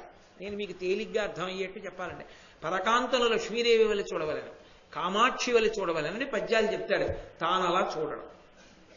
ఎందుకు వచ్చింది ఆ తేడా అంటే, తాను గురుముఖత నేర్చుకున్నది కాదు, తనకి రక్తంలోకి జీర్ణం కాల. అందున అది తనని ఉద్ధరించడానికి పనికిరాల. విన్నవాళ్లు మారచ్చేమో, తను మారలేదు. కారణం తను గురుముఖత నేర్చుకోలేదు. అది ప్రమాదం అక్కడ. కాబట్టి ఇప్పుడు ఆమెని చూచి, ఆమె రైభ్యుని కోడలని తెలిసి, తనతో పాటు చదువుకుంటున్నటువంటి పరావశుని భార్య అని తెలిసి ఆమె ఎందు మరులుకొని కోరరాని కోరిక కోరాడు. ఆమె, మామగారి నుంచి దూరంగా ఉన్నాను, ఈ ధూర్తుడు ఏమి ప్రమాదకరమైన చేష్టితం చేస్తాడోనని అప్పటికి అంగీకరించినట్టు నటించి లోపలికి వెళ్ళిపోయింది ఆవిడ. ఏదో ద్రౌపదీదేవి విరాటపర్వంలో సమయం అడిగినట్టుగా ఆమె లోపలికి వెళ్ళిపోయింది. వెళ్ళిపోయి మామగారికి చెప్పింది, ఇంత దుర్మార్గంగా ప్రవర్తిస్తున్నాడు, బయట భరద్వాజుని యొక్క కుమారుడైన యువక్రీతుడు వచ్చి నా పొందు కోరాడు అని చెప్పింది. వెంటనే ఆగ్రహం చెందాడు భరద్వాజుడు. ఆయన తన జట ఒకటి పెరిగి ఆ యజ్ఞగుండంలో వేశాడు మంత్రంతో. అందులోంచి ఒక రాక్షసుడు బయటికి వచ్చాడు. వేరొక జటని పెరికి మళ్ళీ వేసి మళ్ళీ మంత్రం చెప్పాడు. అందులోంచి ఒక సుందరాంగి బయటికి వచ్చింది.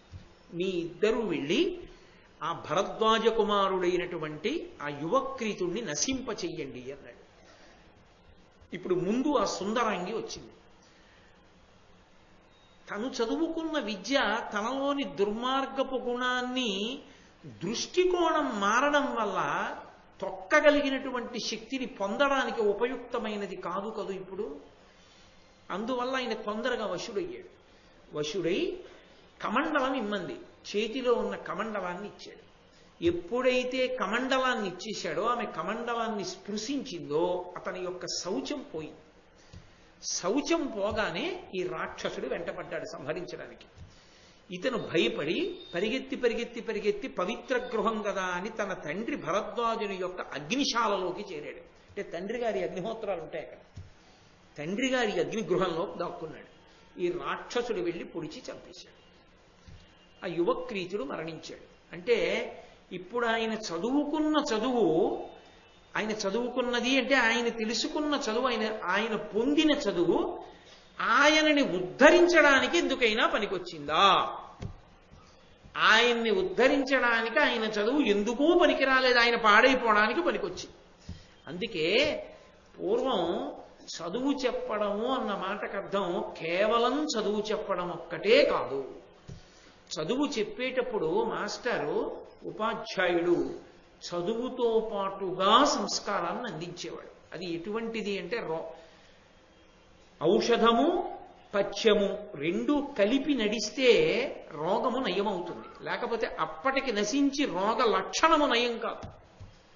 వైద్యుడి దగ్గరికి వెళ్ళి, అయ్యా నాకు ఫలానా అనారోగ్యం ఉంది, దగ్గొస్తోంది అన్నాడు అనుకోండి, మీరేం తింటుంటారు అని అడిగాడు అనుకోండి, నాకు చాలా ఇష్టం అండి, రోజు నువ్వుల గుండ వేసుకుని తింటుంటాను, వేడి చేస్తోంది మీకు, ఈ మాత్రలు వేసుకోండి తగ్గిపోతుంది, మీరు కొన్నాళ్ళు నువ్వుల గుండ వేసుకోకండి అన్నారనుకోండి. ఇప్పుడు పథ్యము ఔషధము రెండిటినీ పాటించాడు అనుకోండి, దగ్గు దూరం అయిపోతుంది.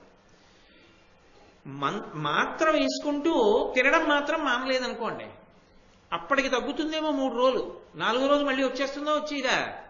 వచ్చేస్తుంది. గురువుగారు చెప్పేటటువంటి చదువుకుండే లక్షణం ఏమిటంటే అది పథ్యము ఔషధము రెండూ కలిపి ఉంటాయి.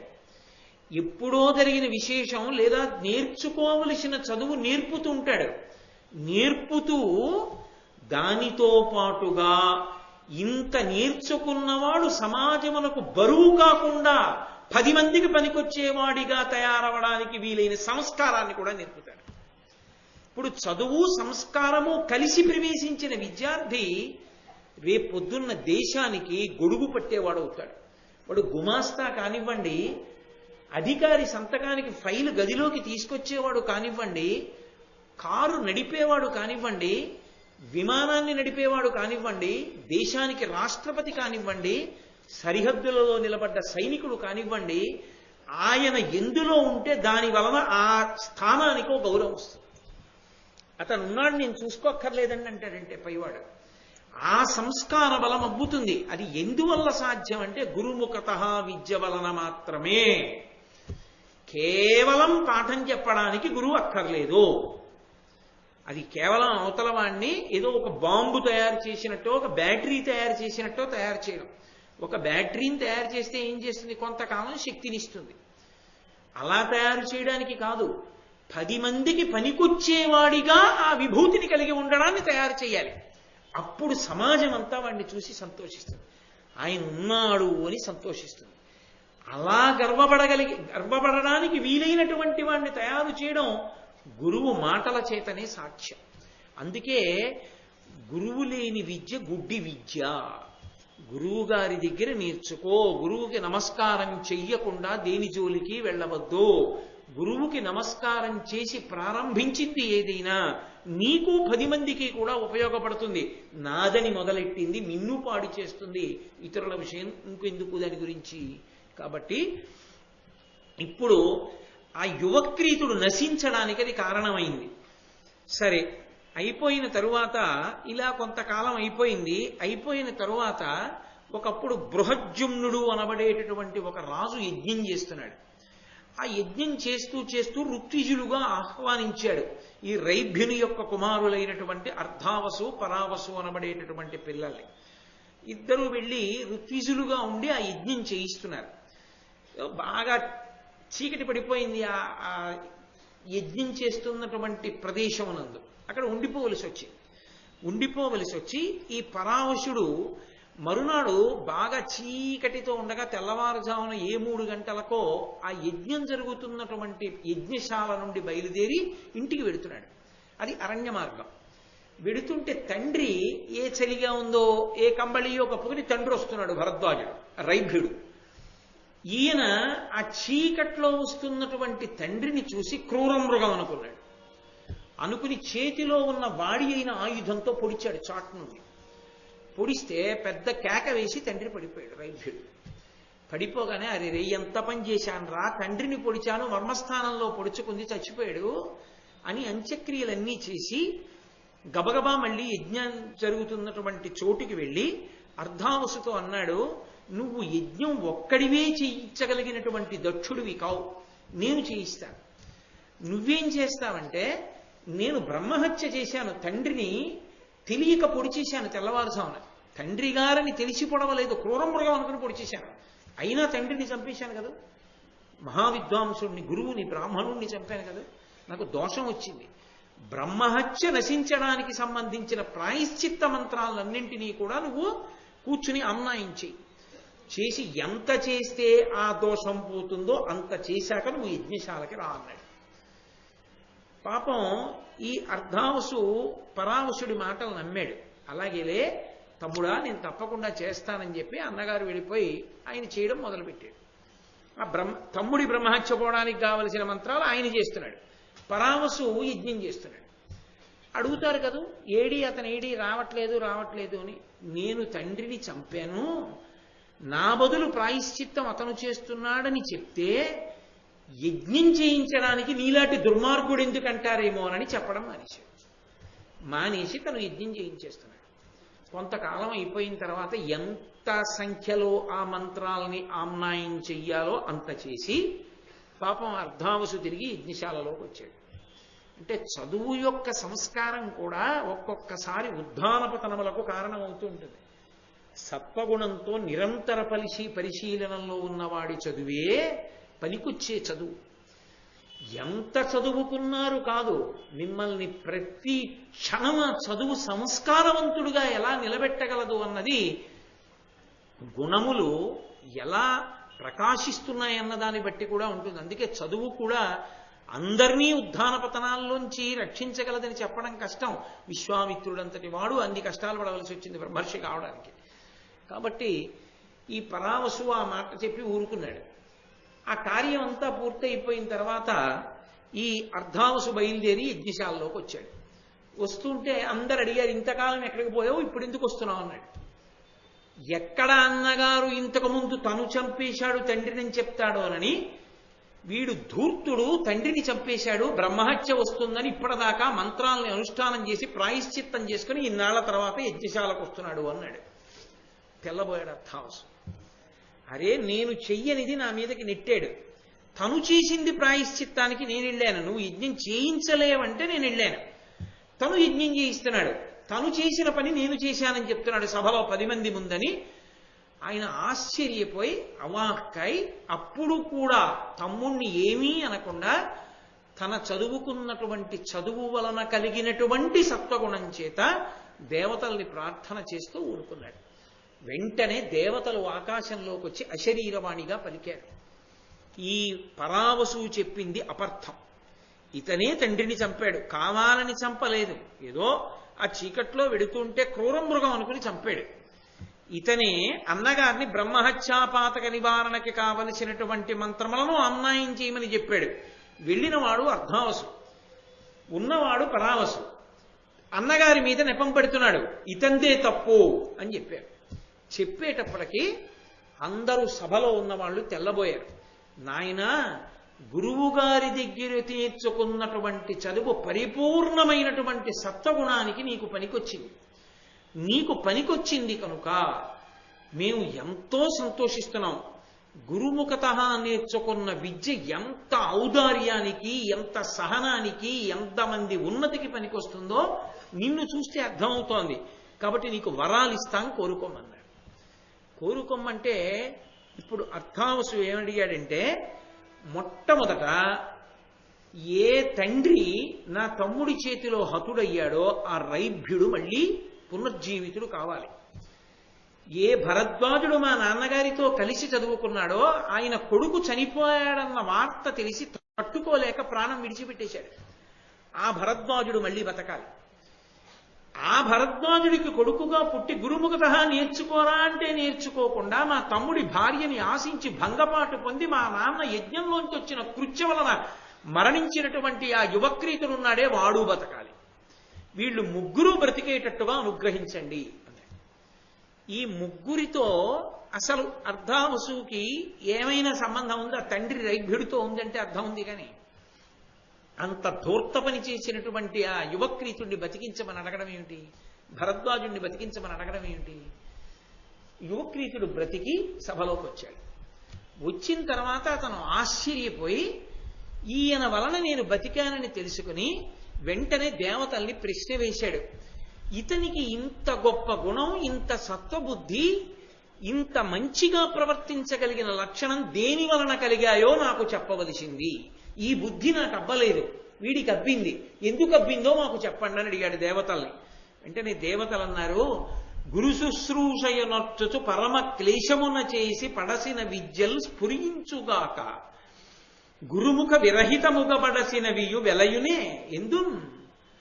గురువుగారి దగ్గర కూర్చుని గురువుగారి శుశ్రూష చేస్తూ గురుముఖతః నేర్చుకున్నటువంటి విద్య నిరంతరము స్మృతి పథంలో ఉండి ఉద్ధరించుకోవడానికి హేతు అవుతుంది తప్ప గురువుగారి దగ్గర నేర్చుకోకుండా ఏదో తపస్సు మొదలైనటువంటి వాటి వలన పొందినటువంటి చదువు ఉందే అది అభ్యున్నతికి కారణం కాదు.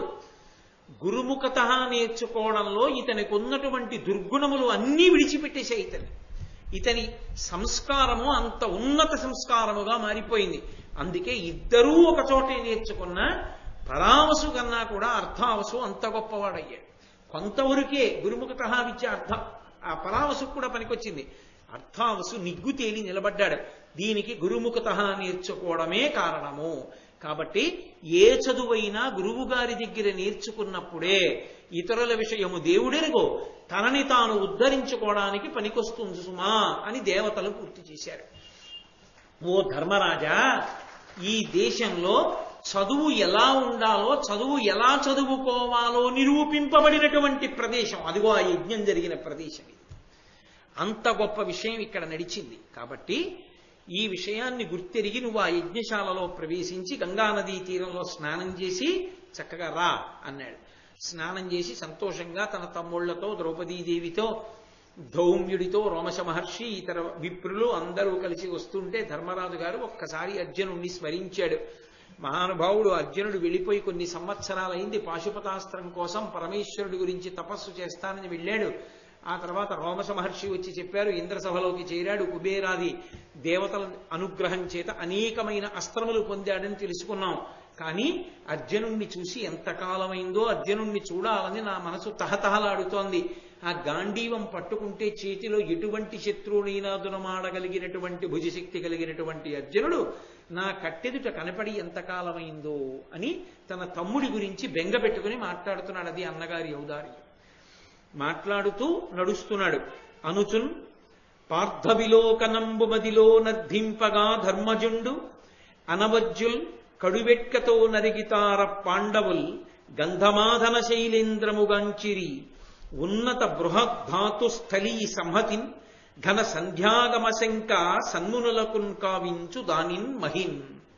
వాళ్ళు అలా నడిచి వెడుతూ గంధమాధన పర్వతాన్ని చూశారు. ఇప్పటికీ బదరీ వెడుతుంటే ఆ బదరీలో ఉండేటటువంటి కొంత సంపుటాన్ని కొంతకాలం పాటు అక్కడికి వెళ్ళి ఆరాధన చెయ్యలేనప్పుడు తీసుకొచ్చి ఉంచేటటువంటి ప్రదేశం ఒకటి ఉంది. అక్కడ దేవాలయం ఉంటుంది. ఆ ప్రాంతం దగ్గర నిలబడి చూస్తే గంధమాదన పర్వతం కనపడుతుంది ఎదురుగుండా. ఆ గంధమాదన పర్వతాన్ని ఎదురుగుండా చూశారు పాండవులు. అర్జునుణ్ణి స్మరిస్తూ నడిచి వెడుతున్నాడు ధర్మరాజు. ఆ గంధమాదన పర్వతం ఎలా ఉందంటేట దాని నిండా గైరికాది ధాతువులు కప్పబడి ఎర్రనైన కాంతి ప్రసరిస్తోన్న ఆకాశంలోకి సూర్యకిరణాల చేత కొట్టబడి. అది చూస్తుంటే ఆయన అనుకున్నట్ట, అరే సన్మునులైన వాళ్ళు కానీ చూస్తే ప్రదోష వేళయింది, సంధ్యావందనం చేసుకోవలసిన వేళయింది అనుకుంటారు, సంధ్యాకాలం అయింది అనుకుంటారు. ఎందుకని? ఆకాశం వంక చూస్తే ఎర్రగా కనపడుతోంది ఉత్తర సంఖ్యల. దానికి కారణం గంధమాదన శైలం మీద ఉన్నటువంటి గైరికాది ధాతువుల మీద సూర్యకిరణములు పడితే ఎర్రటి కాంతి ప్రతిఫలించి ఆకాశం మీద పడుతోంది. ఎంత గొప్ప పర్వతం రా ఇది అనుకున్నారు. అని వీళ్ళందరూ గంధమాదన పర్వతం మీదకి వెళ్ళారు. అందుకే హరిద్వార్ అంటారు. ఆ మొట్టమొదటి హరిద్వార్. ఇంకక్కడి నుంచి తపోభూములు. అక్కడి నుంచి అందరూ కూడా దివ్యమైనటువంటి శరీరములతో తిరిగేటటువంటి దేవతలు, మహర్షులు అందరూ తిరుగుతూ ఉండేటటువంటి ప్రదేశాలు అవన్నీ. అందుకే ఆ భూముల్ని తొక్కాలన్నా కూడా కొంత అర్హత కావాలి అంటారు. హరిద్వార్ దాటి వెళ్ళడము అంటే దేవతలు తిరిగేటటువంటి భూముల యందు ప్రవేశించడం. కాబట్టి అటువంటి పరమ పవిత్రమైనటువంటి గంధమాదన పర్వతం మీదకి వెళ్ళారు. తీరా వెళ్ళిన తరువాత ఆ పర్వతం మీద అడుగుపెట్టి కొంత దూరం వెళ్ళారు. కడుబడిగట్పుచే విరుగగాబడి త్రెళ్ళు మహీరుహాళి చప్పుడు విని అందరూ చెదరి భూమిపైన్ గగనంబు ఉదగ్రతంబడియనో శైలశృంగములు భగ్నంబులయ్యనో యంచు ధూళినెక్కడ జనజేర కొండొరులుగానకయుండిరి సంచలాత్ములై. వాళ్ళు కొండొరులు ఒకళ్ళకొకళ్ళు కనపడలేదు. ఎందుచేత అంటే బ్రహ్మాండమైనటువంటి గాలి వచ్చేసి ధూళి పైకి లేచిపోయింది. లేచిపోయి ఆకాశము భూమి కలిసిపోయాయా? ఆకాశం విరిగిపోయి భూమి మీద పడిపోతుందా? ఈ పర్వత శిఖరాలు విరిగిపోయి పడిపోతున్నాయా? అన్నంత పెద్ద చప్పుడు. చెట్లు విరిగి పడిపోతున్నాయి. ఈ హడావిళ్ళలో దుమ్ము పడి వాళ్ళకి కళ్ళు కనపడలేదు. కనపడక 3 బృందాలుగా విడిపోయారు. ఆ గాలి చేత కొట్టబడి దూరంగా తొలగతోయబడ్డారు.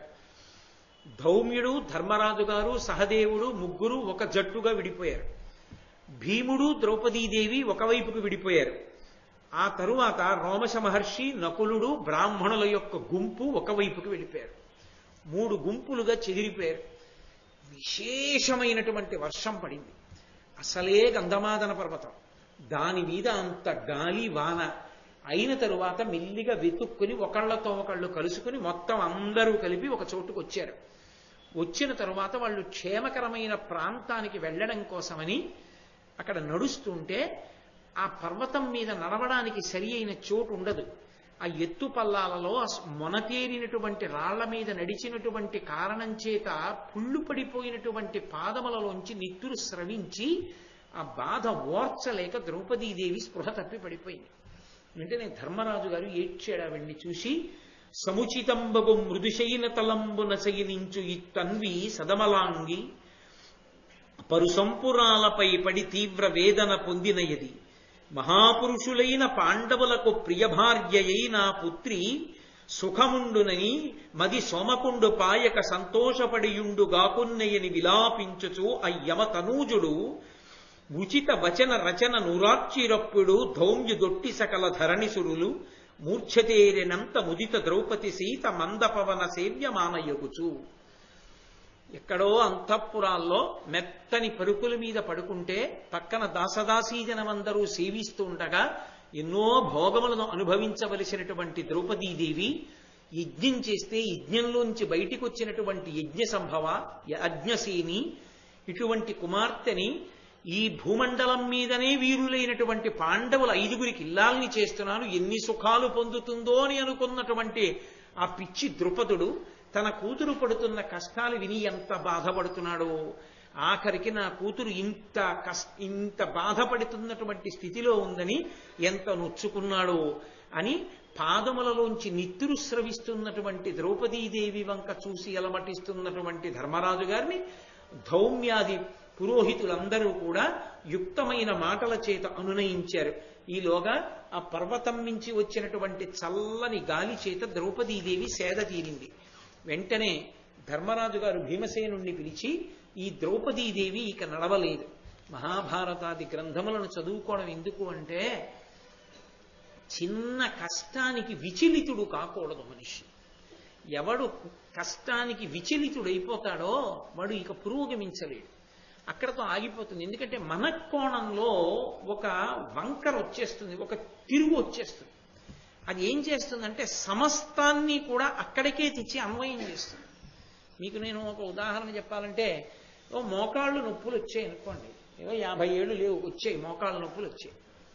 ఇక ఏది చేయమన్నా ఏం చేస్తాను, మోకాళ్ళు సలిపేస్తుంటే అనడం వచ్చేసింది అనుకోండి, ఆ మలుపు తిరిగిపోయింది అనుకోండి, ఇక ఎందుకు పనికిరాడు, ఏమీ చేయలేడు.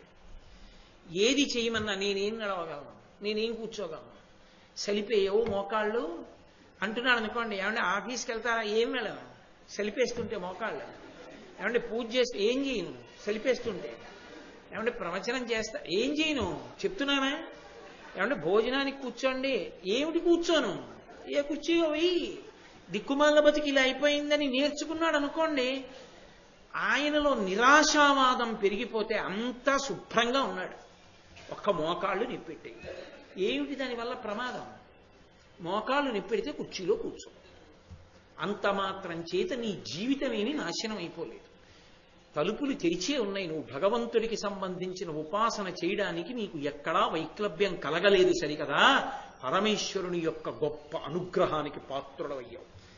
ఎంత పాపం గతంలో చేసినది ఉండిపోయిందో, ఎంత కష్టపడాలో దాన్ని తీసుకెళ్లి ఏ ఇతర నిప్పిగానో పెట్టకుండా మోకాళ్లలో పెట్టి నువ్వు చేసే పనులు నువ్వు చేసుకునేట్టు ఈశ్వరుడు అనుగ్రహించాడు. కాబట్టి పరమాత్మకి రెట్టించిన ఉత్సాహంతో సేవ చేయి. దృష్టికోణం కాని తిరిగిందా ఇక పనికిరాడు, దసిపోతాడు మనిషి. ఆ దృష్టికోణం తిరిగిపోకుండా కాపాడాలి, అది చాలా అవసరం. అందుకే మహానుభావుడైనటువంటి ధర్మరాజు గారిని వెంటనే ఓదార్చారు వాళ్ళు. ఆయన భీమసేనుణ్ణి పిలిచాడు. పిలిచి, నాయనా భీమా, ద్రౌపదీదేవి బాగా అలిసిపోయింది, ఆమె రాలేదు ఇప్పుడు, నువ్వు కొంచెం జాగ్రత్తగా ఈ విషయాన్ని ఆలోచించి పరిష్కారాన్ని చూడు అన్నాడు. ఏమిటి దాని అర్థం? ఏం వాళ్ళు 5గురు భర్తలేగా, ఒరే 5గురం కాసేపు ఎత్తుకుని తీసుకెడతానరా అన్నా కూడా అదే ధర్మదోషం ఏం రాదుగా అందులో. అవసరమైతే భార్యను ఎత్తుకు తీసుకెళ్ళచ్చు, ఏమీ తప్పు కాదు. మరి ఏమిటి దోషం, ఎందుకు ఆ మాట అంటే, తన భార్య ద్రౌపదీదేవి పడిపోయింది స్పృహ తప్పి. తాను క్షత్రియుడు కనుక, బలాఢ్యుడు కనుక, తాను భీముడు నకులుడు సహదేవుడు నడుస్తున్నారు, తాము ఉత్సాహంతో నడిచేస్తున్నారు. బ్రాహ్మణులు ఎలా ఉన్నారో చెప్పుకోలేకపోతున్నారేమో. మరి ఇంత పదునైన రాళ్లు తేరిపోయిన కొండ మీద వాళ్ళ పరిస్థితి. ఇవాళ ద్రౌపదిని ఎత్తుకుంటారు, 10 మంది బ్రాహ్మణులు పడిపోతారు, ఎలా ఎత్తుకుంటారు, ఎంతమందిని ఎత్తుకుంటారు? 1000 మందిని తీసుకొచ్చే ముందు వాళ్ళు ఏమన్నారు? నువ్వు నీ తమ్ముళ్ళు ఉండగా మేము యాత్ర చెయ్యాలి కానీ మీరు లేనప్పుడు మేము యాత్ర ఏం చేయగలమయ్యా, తీసుకెళ్ళన్నారు. తీసుకెళ్ళన్నప్పుడు అది తెలిసేనా తీసుకెళ్ళాలి? వాళ్ళు పడిపోకుండా యాత్రని రూపకల్పన చెయ్యాలి కానీ రాత్రి బౌలు తిప్పేస్తే 3వ రోజు యాత్రలో చెప్పిన కార్యక్రమానికి రావడానికి ఎవడ ఉన్నాడు, అందరూ పడుకుంటారు. వాళ్ళ శరీరాలు తట్టుకునేటట్టు అందరికన్నా బలహీనుడు దేన్ని తట్టుకోగలడో దాన్నే రూపకల్పన చెయ్యాలి కదూ. అలా చేయించాలి యాత్ర. కాబట్టి తీర్థయాత్ర అన్నది ఎలా నడపాలో కూడా ధర్మరాజు గారి సందేశం ఆరణ్యకాండలో. కాబట్టి ఇప్పుడు భీమసేనుడికి అప్పచెప్పాడు. భీమసేనుడికి ఎందుకు చెప్పాలి? ఎవరికి చెప్పాలో వాళ్ళకి చెప్పాలి. అసలు కారుకి ఎన్ని సీట్లు ఉంటాయో, ఇన్నోవాకి ఎన్ని సీట్లు ఉంటాయో, వ్యాన్కి అయితే ఎన్ని సీట్లు ఉంటాయో, బస్సులో ఎన్ని ఉంటాయో తెలియని వాడిని పిలిచి ఓ 10 మంది ఎక్కడానికి ఏమైనా చూడవా అంటే 5 రిక్షాలు పిలుస్తాడు వాడు. ఎవరికి చెప్పాలి? ఏ నానాజీ గారు లాంటి వాడికో చెప్పాలి. చెప్తే వెంటనే దానికి ఏది పనికి వస్తుందో దాన్ని ఎక్కడ నిర్మానుష్యమైన ఎడారిలో కూడా సృజిస్తాడు. కాబట్టి ఎవరి సమర్థతకి తగిన పని వారికి అప్పచెప్పాలని భీముడికి చెప్పాడు ఆయన. వెంటనే భీముడు ఏం చేశాడు? ఇక్కడికొచ్చి ఇంతమందిని ఎత్తుకుని నిరభ్యంతరంగా సంతోషంగా నడిచి వెళ్ళిపోగలిగిన అలవాటు ఉన్న వాళ్ళు ఎవరు? రాక్షసులు ఒక్కళ్లే వెళ్ళగలరు అలాగా. కాబట్టి వాళ్ళు రావాలి. వాళ్ళు ఎందుకు వస్తారు? తనకి రాక్షస బలం ఎక్కడుంది? ఉంది. హిడింబ వలన పొందాడు ఘటోత్కచుణ్ణి. స్మరిస్తే వస్తాను నాన్నగారు అన్నాడు. ఒక్కసారి స్మరించాడు, వచ్చేసాడంతే తన సైన్యం అంతటితో. ఏమి నాన్నగారు ఆజ్ఞ అన్నాడు. ఊరే పడిపోయిందిరా మీ అమ్మ ద్రౌపదీదేవి అంటే, నాన్నగారు అమ్మనేమిటి? ధర్మరాజుని, పెదనాయన గారిని, మిమ్మల్ని, నకులుణ్ణి, సహదేవుణ్ణి, ద్రౌపదీదేవిని, ధౌమ్యుణ్ణి, పురోహితుణ్ణి మీరు కబుర్లు చెప్పుకోండి, మంచి విశేషాలు ఆ కొండ మీద తీసుకెళ్తుంటే నేను వింటూ మిమ్మల్ని ఎత్తుకుపోతా, నా మూపున కూర్చోండి మీరు. అది ఘటోత్కచుడి యొక్క విశేషం. ఒక్కరినేమిటి నాన్నగారండి, మీ అందరూ కూర్చోండి. అమ్మేమిటి నాన్నగారు, మీ అందరూ కూడా కూర్చోండి. మా నాన్నగారు పెదనాన్నగారు అనలేదు, చక్కగా నలుగురు కూర్చోండి. అమ్మ కూర్చుంటుంది. మీరు ఒక్కరే వస్తుంటే మళ్ళీ వెనక్కి చూస్తుండాలి, ఆయన ఏదో అక్కడ చెప్పేస్తున్నాడు మనం వింటలేదు, అక్కడ చెప్తున్నాడు అని బాధ ఉంటుంది. అందుకని ధౌమ్యుడిని కూడా కూర్చోబెట్టుకోండి. ధౌమ్యుడు చెప్తుంటాడు మీకు, అదిగోనయ్యా పర్వత శిఖరం మీద అలా ఇలా అని చెప్తుంటాడు, వింటూ రండి. అది ఆయన హృదయం. బ్రాహ్మణుల్ని, మిగిలిన రాక్షసులు ఉన్నారు కదా నా సైన్యం, అందరినీ హాయిగా సౌకర్యంగా ఎక్కించి తీసుకొస్తారు, చక్కగా ఎత్తి అంటే నా ఉద్దేశ్యంలో బహుశా బదరీలో మొట్టమొదట మనుష్యుల్ని మొయ్యడం అనేటటువంటి ప్రక్రియ పాండవులతోనే ప్రారంభమైంది. గోళీలు కట్టి తీసుకెళ్లే ప్రక్రియ ఎక్కడ ప్రారంభం అంటే మొట్టమొదట మొదలుపెట్టిన వాడు ఘటోత్కచుడు. అసలు వాళ్ళు పూజ చేయవలసింది, పతాకం పెట్టుకోవలసింది, ఘటోత్కచ పతాకం పెట్టుకోవాలి వాళ్ళు. కాబట్టి ఇప్పుడు వీళ్ళందరినీ ఎత్తుకుని బయలుదేరారు. రోమశ మహర్షిని, ఆయన్ని కూడా ఎక్కమన్నారు. ఆయన అన్నాడు, అక్కర్లేదయా, నాకు ఈ తీర్థయాత్రలు అలవాటే, సిద్ధులు వెళ్లే యోగ మార్గంలో వెడతాను నేను అన్నాడు. అప్పటి వరకు ఎందుకు వెళ్ళాడు? వీళ్లతో చెప్పాలి కాబట్టి వెళ్ళలేదు. ఇప్పుడు తప్పలేదు కాబట్టి అలా వెళ్ళాలి. ఇన్ని యాత్రలు చేస్తే పడిపోని వాళ్ళు బదరీ యాత్ర దగ్గరికి ఎడుతున్నప్పుడు మాత్రం గంధమాదన పర్వతం దగ్గరికి వచ్చేటప్పటికి వాహనాలు ఎక్కవలసి వచ్చింది. ఇన్ని యాత్రలైనా చేస్తావేమో కానీ బదరీ దగ్గరికి వెళ్ళేటప్పటికి డోడీలు ఎక్కడాలు, గుర్రాలు ఎక్కడాలు, కేదారు, బదరీ రెండింటికి తప్పవని ఆనాడే నిర్ణయం అయిపోయింది. కాబట్టి ఇప్పుడు ఘటోత్కచుని యొక్క సైన్యం అంతా తీసుకెడుతున్నారు వాళ్ళని గంధమాదన పర్వతం మీదకి. వెళ్ళారు, బదరీ క్షేత్రానికి వెళ్ళారు. చక్కగాను అక్కడ నరనారాయణులు తపస్సు చేసినటువంటి ప్రదేశాన్ని చూశారు. ఎంతో సంతోషంగా వాళ్ళు అక్కడ ఉండేటటువంటి సరోవరాల్లో, తీర్థాల్లో స్నానం చేస్తూ పరమేశ్వరుణ్ణి దర్శనం చేసుకుంటూ పుణ్యకార్యాలు చేస్తూ ఉన్నారు. ఆ బదరిలో రత్నాలతో కూడుకున్నటువంటి అరుగులున్నాయిట, అలగులు. గంధమాదన మహాధరణీధర సానురత్నవేదుల పవమాననందనుడును ద్రౌపదియున్ విహరించుచున్నచో లలిత సహస్రపత్ర కమలంబు సమీర విధూతమై మహీతలముపైన్ వడింబడియే తద్దయుబుల్పగ వరిముందటన్. రత్నాలతో తాపడం చేయబడినటువంటి ఒక అరుగు మీద పాండవులలో భీమసేనుడు, ద్రౌపదీదేవి కూర్చుని ఏదో మాట్లాడుకుంటూ ఉండగా, దూరంగా ఉన్నటువంటి అరుగుల మీద ఇతర పాండవులందరూ కూర్చుని ఉండగా, బ్రాహ్మణులు, ధౌమ్యుడు, రోమశ మహర్షి వీళ్ళు మాట్లాడుతుంటే, భీమసేనుడు, ద్రౌపదీదేవి ఎక్కడ కూర్చుని మాట్లాడుకుంటున్నారో అక్కడికి 1000 బంగారు రేకులతో కూడుకుని అపారమైనటువంటి సుగంధంతో కూడుకున్నటువంటి ఒక తామర పువ్వు వచ్చి అక్కడ పడింది. వెంటనే ద్రౌపదీదేవి వంగి ఆ తామర పువ్వుని పైకెత్తి చూసింది. వైఢూర్యములతో కూడుకున్నటువంటి నాళముతో ఉండి 1000 బంగారు రేకులతో ఉండి అపారమైన సుగంధాన్ని విరజిమ్ముతోంది ఆ పద్మం. ద్రౌపదీదేవి చూసింది, అబ్బా నేను ఎప్పుడు చూడలేదు ఇటువంటి పుష్పం. సహస్రపత్రములతో కూడుకున్నటువంటి కమలం. భీమసేన, ఇది గాలికి ఎక్కడి నుంచో వచ్చి పడింది, మీరు నాకు ఇలాంటి పువ్వులు కొన్ని తెచ్చి పెడుదురు అంది. గాలికి అది ఎటువైపు నుంచి వచ్చి పడిందో చూశాడు భీముడు. అది ఎక్కడుందో ఆ చెట్టు అనలేదు ఆయనకి. మహాసంతోషం అలాంటివి ఏమైనా దొరికితే పనులు. వెంటనే పరమోత్సాహంగా అటువంటి తామర పూలతో కూడుకున్న సరోవరాన్ని వెతకాలి. ఎందుకని? తామర చెట్టు కాదు, అది సరోవరంలో ఉంటుంది, నీటిలో ఉంటుంది, కాబట్టి ఏదో సరోవరంలో ఉంది. ఇప్పుడు ఆ సరోవరాన్ని అన్వేషిస్తూ అటుగా బయలుదేరాడు. ఎలా వెళ్ళాడంటే ఆయన ఎంత ఉత్సాహంగా వెళ్ళాడంటే, గమనవేగంబున ద్రుమలతాజాల సంచాలన చేయుచు శైల గుహల నడిగి అదృశ్యులై కడువెట్కతో తన్ను చూచు కేచర సిద్ధ సుర భుజంగ గరుడ గంధర్వ కిన్నెర కమినుల చేత మానుగా అభివీక్షమానుడగుచు మ్రాపుల విరచచు వీకతో తీగలు పెరుకుచు పదహతి పృథునగేంద్రమద్రువనున్నతంబులై నెడలెక్కుచు మదగజంబువోలె మధ్యముండు పవన వైనతేయ పటుజవయుక్తుడై అరిగె గంధమాదనంతరమున. ఆయన మధ్యముండు, కుంతీదేవి యొక్క సంతానమైనటువంటి ధర్మరాజు భీముడు అర్జునుల్లో మధ్యవాడైనటువంటి భీముడు. పాండవ మధ్యముడు కాదు, పాండవ మధ్యనుడు అయితే అర్జునుడు. కుంతీ సంతానంలో మధ్యముడైనటువంటి భీమసేనుడు పరమ సంతోషంతో ఆ గంధమాదన పర్వతం మీద నడిచి వెళ్ళిపోతూ అక్కడ ఉన్నటువంటి ఆ కొమ్మలన్నిటినీ కూడా తన బలంతో విరిచేస్తూ తన పదఘట్టనల చేత తీగలన్నిటినీ తొక్కేస్తూ ఆయన నడిచి వీరోచితంగా సంతోషంగా వెళ్ళిపోతుంటే, ఎవర్రా ఈ పురుషుడు ఇలా ఉన్నాడు, ఇంత తేజస్సుతో పరాక్రమంతో నడుస్తున్నాడని అక్కడ ఉండేటటువంటి నాగజాతి, కేచర, సిద్ధ, సుర, గరుడ, గంధర్వ, కిన్నెర జాతులకు చెందినటువంటి స్త్రీలందరూ గుహలలో తాగి రహస్యంగా భీముణ్ణి చూస్తుంటే, అంటే అంతటి అందగాడు ఆయన్ని చూస్తుంటే ఆయన ఎంతో సంతోషంతో పదఘట్టన చేస్తూ చప్పుడు చేస్తూ పర్వతం మీద ఒక మదపుటేనుగు నడిచినట్టుగా నడుస్తూ ఆ గరుత్మంతుడు ఎలా వెడతాడో, ఆ వాయువు ఎలా వెడతాడో అటువంటి పటుత్వంతో నడిచి ఆ గంధమాదన పర్వతం యొక్క శిఖరముల మీద నడుస్తూ వెడుతున్నాడు. ఆ వెడుతున్నప్పుడు సరోవరం ఎక్కడుంది అని చూస్తున్నాడు. సరోవరం ఎక్కడ ఉంది అని చూడడానికి కొన్ని ఆధారాలు ఉంటాయి. అస్తమానం చెట్లు డొంకలు తప్పించి సరోవరం ఎక్కడుందో చూడడం కుదరదు.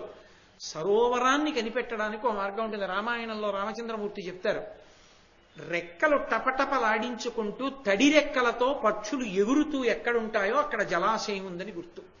కొన్ని నీటి పక్షులు ఉంటాయి, హంసలు, కారండవములు మొదలైనవి, అవి జలపక్షులు అంటారు. హంస కారండవాహీర్నాహవాపి పద్మోత్పలాయుతాహ అని ఆ పక్షులు నీటిలో తడిసినటువంటి రెక్కలు టపటప చప్పుడు చేస్తూ ఎగురుతాయి. అవి ఎగిరాయంటే నీళ్లున్నాయని గుర్తు. లక్ష్మణ, సరోవరం ఎక్కడుందో చూసి నీటి కోసం వెళ్ళినప్పుడు నువ్వు నీటి కోసం వెతుక్కుంటూ వెళ్ళిపోవడం కాదు, మళ్ళీ వచ్చేటప్పుడు ఎక్కడ పర్ణశాల ఉందో గుర్తుండదు, అరణ్యంలో ఎటో వెళ్ళిపోతావు. అందుకే నువ్వు వెళ్ళేటప్పుడు ఎటు వెడుతున్నావో అటు మార్గంలో ఒక్కొక్క చెట్టెక్కి ఒక్కొక్క పెద్ద పెద్ద ఉత్తరీయం కట్టు అన్నాడు. ఎందుకని అంటే మార్గం మర్చిపోతే చెట్టెక్కి చూస్తే ఉత్తరీయం గాలికి ఎగురుతూ కనపడుతుంది చెట్టు మీద. ఓహో అటెళ్ళాలన్నమాట అటు నడవచ్చు. చెట్లకి ఉత్తరీయాలు కడుతూ వెళ్ళు అంటాడు రాముడు శ్రీరామాయణంలో. అలా భీమసేనుడు జలపక్షులు ఎక్కడ కనపడతాయని చూస్తున్నాడు. తడి రెక్కలతో కూడుకున్నటువంటి కొన్ని పక్షులు ఎగురుతున్నాయి. అటువైపుగా వెళ్లి చూశాడు. ఒక కొలను కనపడింది, దాని చుట్టూ చీకటి చెట్లు, గిరకతాడి, అరిటి మొదలైనటువంటి చెట్లు కనపడ్డాయి. ఆ కొలనులో దిగి యథేచ్ఛగా స్నానం చేసి నీళ్లు తాగి అక్కడ ఉన్న కలవపూలు కొన్ని పీకి వాటి యొక్క నాళములతోటే దండగుచ్చుకుని మెళ్ళో వేసుకున్నాడు. ఎందుకు ఆ సరదా అంటే, నా కుండలి, నా మకుటి, నాస్రగ్వి, నాల్పభోగవాన్, నా హస్తాభరణో నాపి విద్యతే నాప్యనాత్మవాన్ అని పురుషుడు పూలదండ లేకుండా ఉండకూడదు. అసలు ఇంటి దగ్గరున్నా, వీధిలో తిరుగుతున్నా, ఆఫీస్కి వెళ్ళినా మెళ్ళో పూలదండ ఉండాలి అసలు శాస్త్ర ప్రకారం అయితే. కాబట్టి మెళ్ళో ఒక పూలదండ వేసుకుని ఆయన సంతోషంగా బయటికి వచ్చి నడుస్తున్నాడు. నడుస్తూ శంఖం పూరించినటువంటి ధ్వనికి, అంటే భీముడు పూరించినటువంటి శంఖ ధ్వనికి అక్కడ ఉన్నటువంటి ప్రాణులన్నీ కూడా కలత చెందాయి ఒక్కసారి. ఎందుకని? భీముడు పూరించినటువంటి శంఖం ఎలా ఉందంటేట ఇంద్రుడు వజ్రాయుధాన్ని ప్రయోగించినప్పుడు ఒక్కసారి 100 పిడుగులు పడితే ఎలా ఉంటుందో అటువంటి ధ్వనొచ్చింది. అన్ని ప్రాణులు అదిరిపడ్డాయి. ఆగంధమాదన పర్వతం మీదే ఒక పర్వత గుహలో ఒక మహానుభావుడు పడుకునున్నాడు. ఒక మహావానరం ఒకటి పడుకుంది. ఆయన ఉలిక్కిపడి లేచాడు. ఎవడురా ఇంత శంఖాన్ని పూరించిన వాడు ఈ పర్వతం మీదకి వచ్చి అనుకున్నాడు. అనుకుని ఊరే చాలా ప్రీతి కలుగుతోందిరా, ఎందుకో శబ్దం వింటే ఎవడో బంధువు, నాకు సోదరతుల్యుడైన వాడు వస్తున్నాడు అనుకున్నారు. ఆయనే మహానుభావుడైనటువంటి స్వామి హనుమ.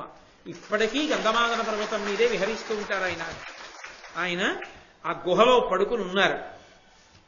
వస్తున్నవాడు తన సోదరుడే అని గుర్తించారు. గుర్తించి ఏం చేస్తాడో చూద్దాం.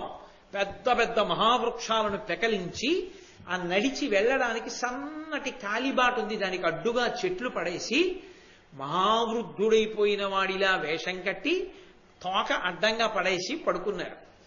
ఆ హనుమ హ్రస్వపీనగ్రీవు అచిలితాయతహను అతి చపల స్వభావాభిరాము తనుమధ్య కటి చక్రు దహన కణాకార తామ్రోష్ఠు అతి కృష దశన కరజు పృథుల విద్యుత్ పుంజ పింగాక్షు ఉత్తుంగ దృఢవక్షు ఆజాను దీర్ఘబాహు ఊర్ధ్వలాంగూల మచ్చున్నత ధ్వజలీల క్రాలుచునుండ ఏకాంతయోగ నిద్రనున్న ధర్మ నిర్మలు హనుమంతు చూచి పాండురాజసుతుడు వాని నిద్ర చెరుప గడగి నిజసత్వమేర్పడ సింహనాద మొప్ప చేసెడాసి.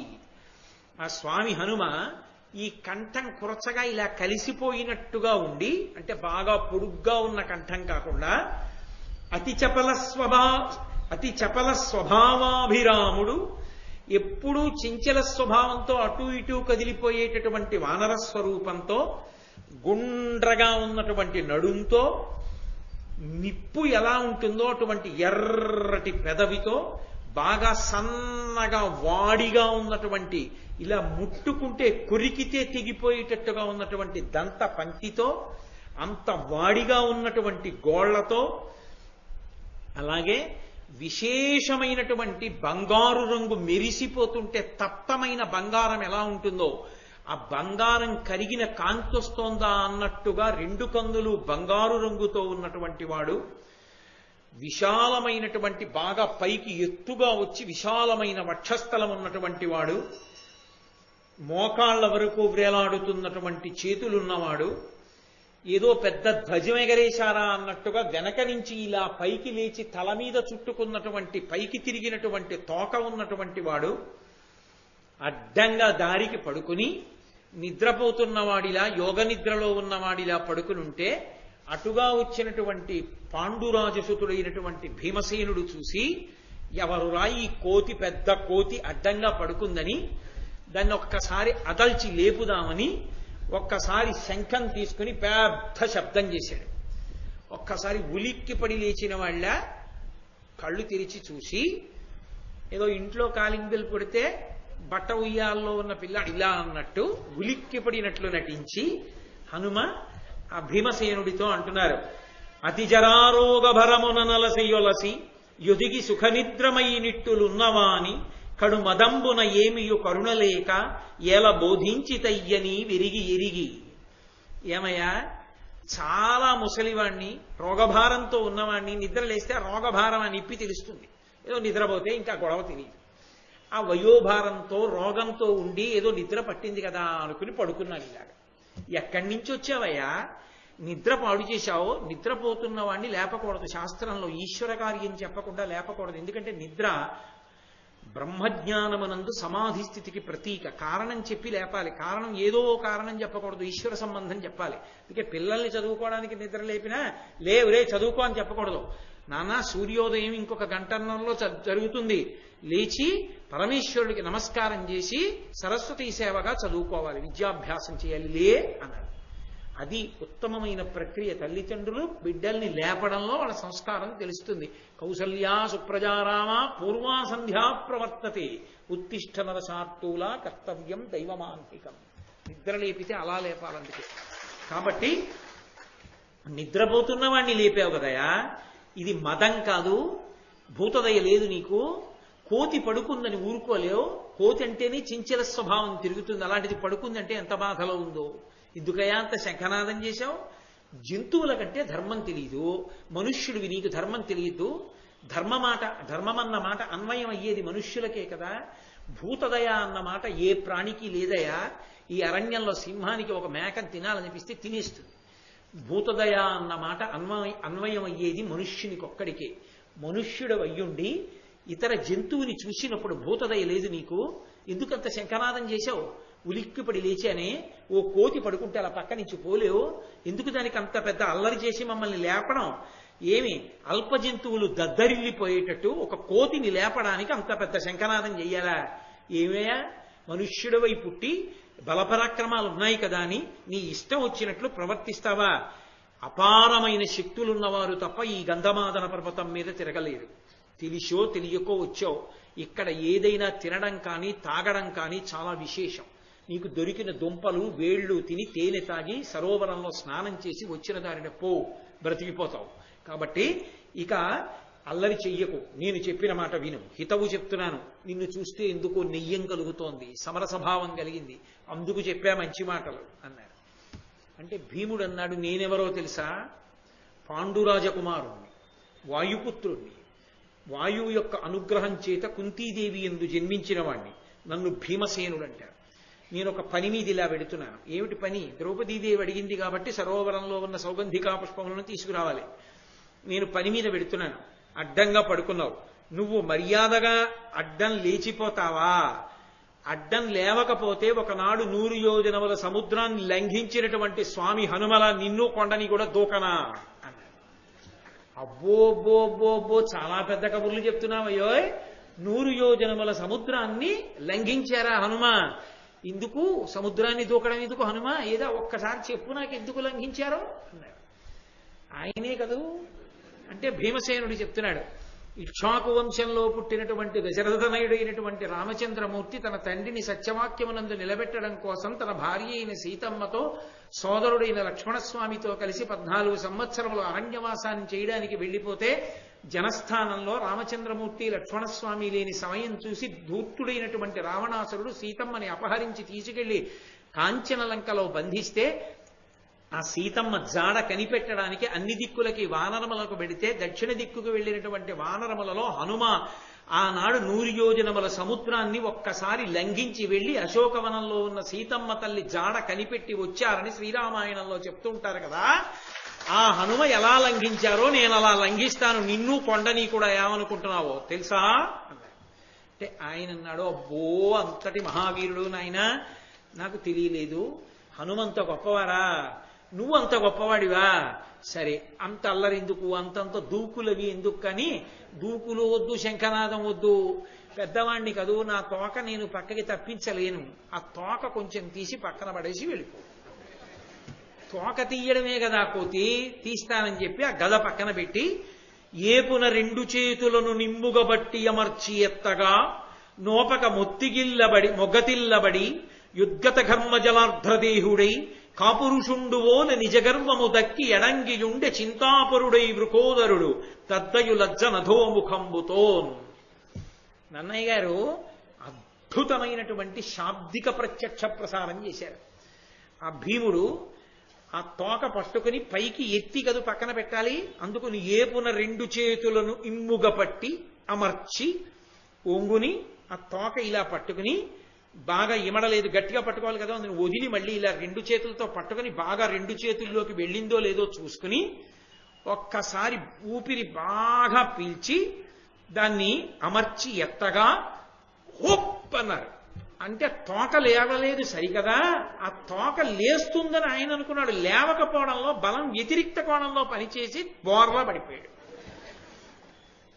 ఓపక మొగ్గతిల్లబడి ఉద్గత ఘర్మజలార్ధ్రదేహుడై ఒళ్ళంతా చెమట పట్టేసింది.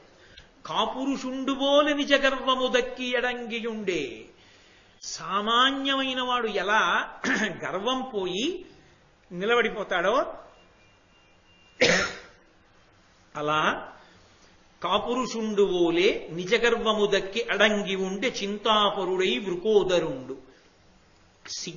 సిగ్గుపడిపోయిన వాడై ఆ వృకోదరుడు చింతతో అలా నిలబడిపోయాడు. లజ్జనధోముఖంబునన్ తలదించుకుని నించున్నాడు. అనగానే స్వామి హనుమ చూసి అన్నారు, నరసురస్తుత్యమై ఎంతకాలంబు నా కీర్తి నిలుచు, నిరతంబుగా అంతకాలమున్ నీవు నిత్యుండవగుచు, బరగుమని వరము దగదయించేసి ప్రభుడుర్వియల్ల సరి 11,000 ఏండ్లేలిచనియతాదివికి. ఓయ్ భీమసేన, 11,000 సంవత్సరములు ఈ భూమండలం మీద రాజ్యం చేసి రామరాజ్యాన్ని స్థాపించి తాను ఈ భూమండలాన్ని విడిచిపెట్టి స్వర్గలోకానికి వెళ్ళిపోతూ రామచంద్ర ప్రభువు నా దగ్గరికి వచ్చి, ఓ హనుమ, నా కథ నా కీర్తి ఈ భూమండలంలో ఎంతకాలం ఉంటుందో అంతకాలం నువ్వు చిరంజీవివై ఉండు అని నన్ను ఆశీర్వదించారు. కాబట్టి నేను ఈ గంధమాదన పర్వతం మీద గుహలో పడుకుని ఉంటాను. ఓ భీమసేన, నేనే హనుమంతుణ్ణి. హనుమ 100 యోజనములు దాటారన్నావే, నేనే. నువ్వు నాకు సోదరుడివి, మన ఇద్దరం వాయుపుత్రులం. కాబట్టి నిన్ను చూడడం వల్ల నేను చాలా ధన్యుణ్ణయ్యానయ్యా, చాలా సంతోషం పొందాను. భీముడు కూడా అన్నాడు, మహానుభావ, మీ వంటి వారి దర్శనం అవడం అంటే మాటలా? అందుకొచ్చింది ఆ సౌగంధికా పుష్పం. దేవతలు ఏది చేసినా పాండవుల ఉన్నతికే చేస్తారు. ఎక్కడ ధర్మం ఉందో అక్కడ అనుగ్రహం ఉంటుంది. గాలికి పువ్వు వచ్చినా అనుగ్రహానికే వస్తుంది అని భీమసేనుడు తను ధన్యుడనయ్యానని ప్రకటించి, ఏది ఒక్కసారి 100 యోజనములు దాటినప్పుడు రాక్షసులతో యుద్ధం చేసినప్పుడు మీ ఆకారం పరమ భీకరంగా ఉంటుందని విన్నాను, ఒక్కసారి నాకు ఆ ఆకారం చూపెట్టవలసింది అన్నారు. అంటే హనుమ అన్నారు, ఎప్పటి త్రేతాయుగంలో రామచంద్రమూర్తి పరిపాలన, ఎప్పుడు సీతమ్మ కోసం సముద్రం దాటాను, ఎప్పటి ద్వాపర యుగం ఇది, యుగాలు మారిపోయాయి, ఇప్పుడు అప్పటి రూపం ఎప్పటిదో ఇప్పుడు చూపించమంటే ఏం చూపిస్తానయ్యా, ప్రతి యుగానికి ధర్మమే మారిపోతోంది అన్నారు. అంటే భీముడు అన్నాడు, ధర్మం మారుతోందా? మీరు త్రేతాయుగంలో ఉన్నారు, ద్వాపర యుగంలో ఉంటారు, కలియుగంలో కూడా ఉంటారు, చిరంజీవి కనుక. కాబట్టి మీరు నాకు ఒక్కసారి ఆ యుగాల ధర్మాల గురించి చెప్తురు అని అడిగాడు. ఆ సంప్రదాయాలు, ఆ అనుష్ఠానాలు ఎలా ఉంటాయో చెప్పండి అన్నాడు. అంటే స్వామి హనుమ, కృతమకాని కర్తవ్యంబు కృతయుగంబునందు లేదు, చతుష్పాదమగుచు ధర్మమనగ వర్తిల్లు, అచ్యుతుండ యుగమున శుక్లవర్ణుడై ప్రజల గాచుచు వెలుంగు. 4 పాదముల మీద ధర్మం నడుస్తుంది. చేసేవాళ్లే తప్ప ఇలా చెయ్యాలని చెప్తే చెయ్యబడకుండా ఉన్నది కృతయుగంలో ఉండదు. ఇలా చెయ్యాలి అని ఒకడు చెప్పడం, అది చేసినవాడు కనబడకపోవడం కృతయుగంలో ఉండదు. ఏది చెప్పబడిందో అదంతా చేయబడిందే. చేయబడనిది, చెప్పబడినది కృతయుగంలో ఉండదు. అంటే ఏవేవి వేదముల యందు చెప్పబడ్డాయో అన్నీ చెయ్యబడి ఉంటాయి. అది కృతయుగం అంటే 4 పాదములతో ధర్మం నడుస్తుంది. అప్పుడు శుక్లవర్ణుడై తెల్లటి రంగుతో శ్రీ మహావిష్ణువు కృతయుగంలో లోకాన్ని రక్షిస్తారు. త్రేతాయుగంలో శ్రీ మహావిష్ణువు ఎర్రని వర్ణాన్ని పొంది ఉంటారు. ధర్మం 3 పాదముల మీదే నడుస్తుంది. ద్వాపర యుగంలో 2 పాదాల మీదే నడుస్తుంది. నీలవర్ణంలో రక్షిస్తూ ఉంటాడు కృష్ణ పరమాత్మ. నీలవర్ణంలో నల్లని వాడై రక్షిస్తూ ఉంటాడు. అప్పటికే సత్యం పలకరు ప్రజలు. అంతరింద్రియ నిగ్రహం నశించిపోతుంది ద్వాపర యుగానికే. ఇక కలియుగం వచ్చేటప్పటికి ధర్మం 1 పాదం మీద నడుస్తూ ఉంటుంది. శ్రీ మహావిష్ణువు పసుపు వర్ణంతో ఉంటారు, ఉండి లోకములను పరిపాలన చేస్తూ ఉంటారు. కలియుగంలో అరిషడ్వర్గములు విశేషముగా విజృంభణాన్ని పొంది ఉంటాయి. కామక్రోధ లోభ మద మోహమాత్సర్యముల చేత ప్రజలు వాటికి వశులై చాలా ధర్మ విరుద్ధమైనటువంటి జీవనంలో ఉంటారు. ఎక్కడ తపస్సు, దానములు ఇవి కనపడవు. కానీ కలియుగానికి ఒక ప్రత్యేకత ఉన్నది. కలియుగంలో చేసినది చిన్న పుణ్యమైనా సరే చాలా విశేష పుణ్యంగా చెప్పబడుతుంది. మిగిలిన యుగాలకు ఆ లక్షణం లేదు. కలియుగంలో చిన్న పుణ్యం చేసినా చాలా గొప్పదిగా లెక్కలోకి తీసుకుంటారు. ఆఖరికి పుణ్యం చెయ్యాలని త్రికరణ శుద్ధిగా అనుకున్నా సరే చేసేశాడని వేస్తాడు. అంత గొప్ప కాలమయ్యా కలియుగం. సాధకులైన వారికి, భక్తులైన వారికి మాత్రం పంట పండుతుంది కలియుగంలో. అందుకనే అది అందరినీ పాడు చేసేది కాదు. అటువంటి యుగం కలియుగం రాబోతోందని, నా నిజస్వరూపం చూపించమన్నావు కదూ, చూడమని. అతులితమై ద్వితీయ కనకద్వియుకో ఇది నా నిజాంగ మూర్జితముగ పెంచి పుచ్చమున చేసి దిగంతములందుచున్న ఉన్నతు కపినాథు చూచి కురునందనుడప్పుడు నిమీలితక్షుడై మతి అతి విస్మితుండగుచు మారుతికిట్లనియన్ భయంబునన్. భయమన్న మాట తెలియనటువంటి భీమసేనుడు హనుమ యొక్క ఆ విరాట్ స్వరూపాన్ని, నిజస్వరూపాన్ని చూసి హడిలిపోయాడు. హడిలిపోయి భయపడిపోయి కన్నులు మూసుకున్నాడు. ఎందుచేత అంటే ఆయన నిలబడితే ఆకాశాన్ని దాటిపోయి కాల్చిన పెనల్లా ఎర్రటి కాంతులతో ముఖం ఉంది. ఆయన యొక్క తోక దిక్కుల యొక్క చివర్లకి వెళ్ళి తగులుతోంది. అంత పెద్ద స్వరూపంతో నిలబడ్డారు. భీమసేనుడంతటి వాడు భయపడిపోయి, అమ్మ బాబో, ఈ రూపాన్ని నేను చూడలేను, మహానుభావ మీ రూపాన్ని ఉపసంహారం చేయండి, ఇంతకు ముందు ఎలా కనపడ్డారో అలాగే కనపడండి అని అడిగారు. ఉపసంహారం చేసి, నాయనా నీకు చూపించినది నిజస్వరూపం కాదు, ఏదో కొద్దిగా చూపించా నల్లపూసం, అసలు నా నిజస్వరూపానికి దీనికి పోలిక లేదు. నా యథార్థ స్వరూపంతో నేను నిలబడితే గుండె రక్కలైపోతుంది ఎవరికైనా. అది అరివీర భయంకర స్వరూపం. కానీ పరమ భాగవతోత్తములైన వాళ్ళని అనుగ్రహించడానికి కోతి పిల్లంత, పిల్లి పిల్లంతా కూడా కనపడుతుంటారు అని.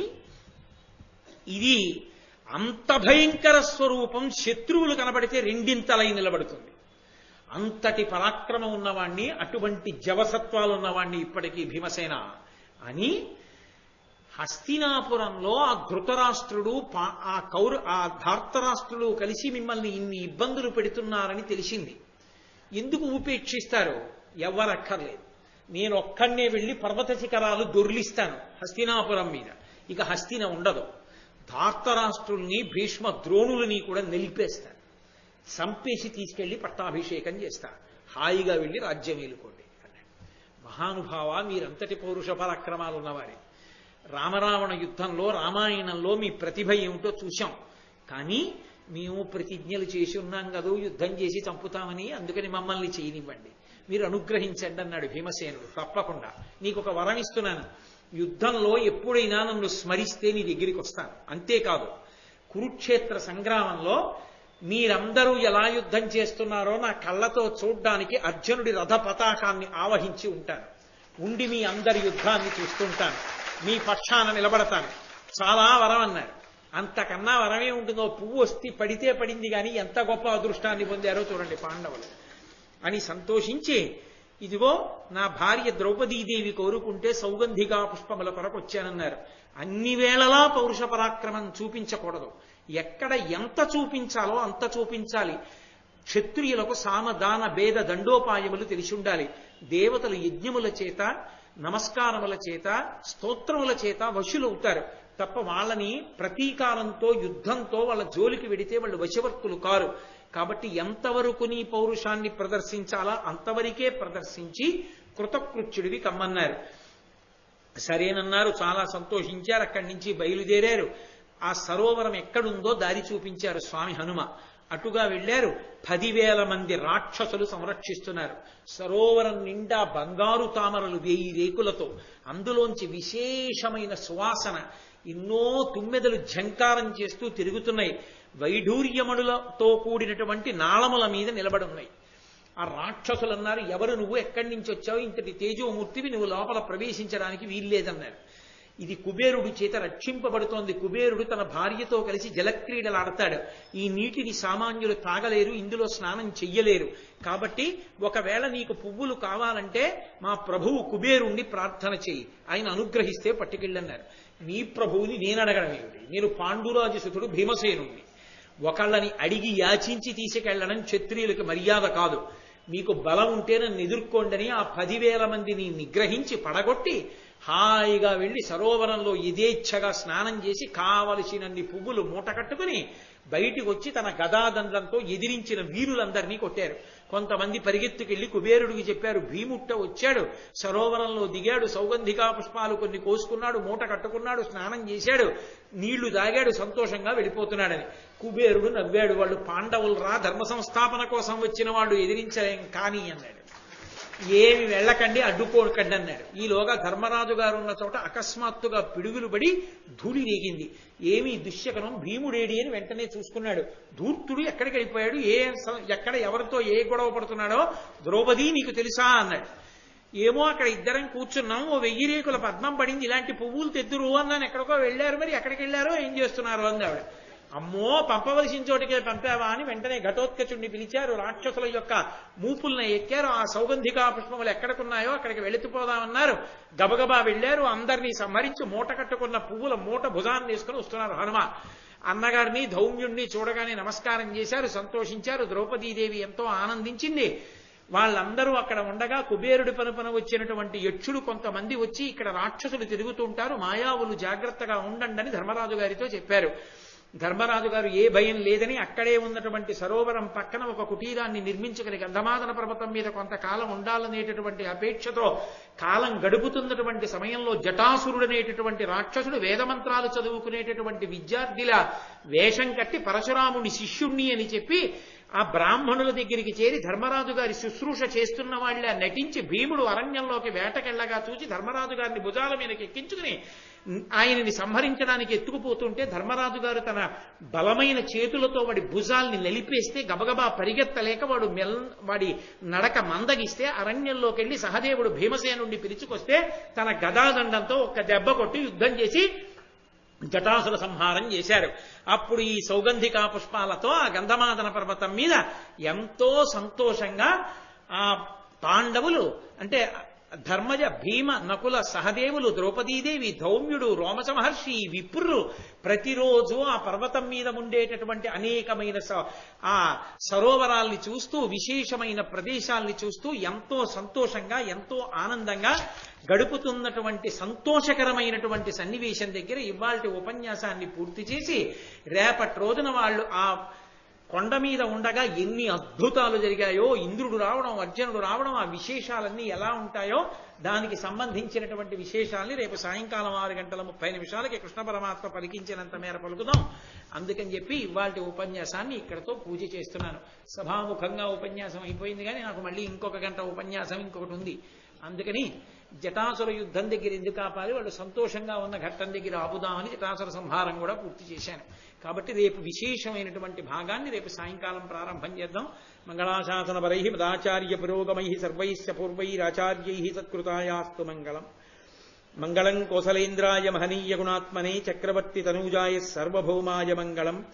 ఉమాకాంతాయ కాంతాయ కామితార్థ ప్రదాయినే శ్రీగిరీశాయ దేవాయ మలినాథాయ మంగళం. సర్వం శ్రీ ఉమామహేశ్వర పరబ్రహ్మార్పణమస్తు. స్వస్తి.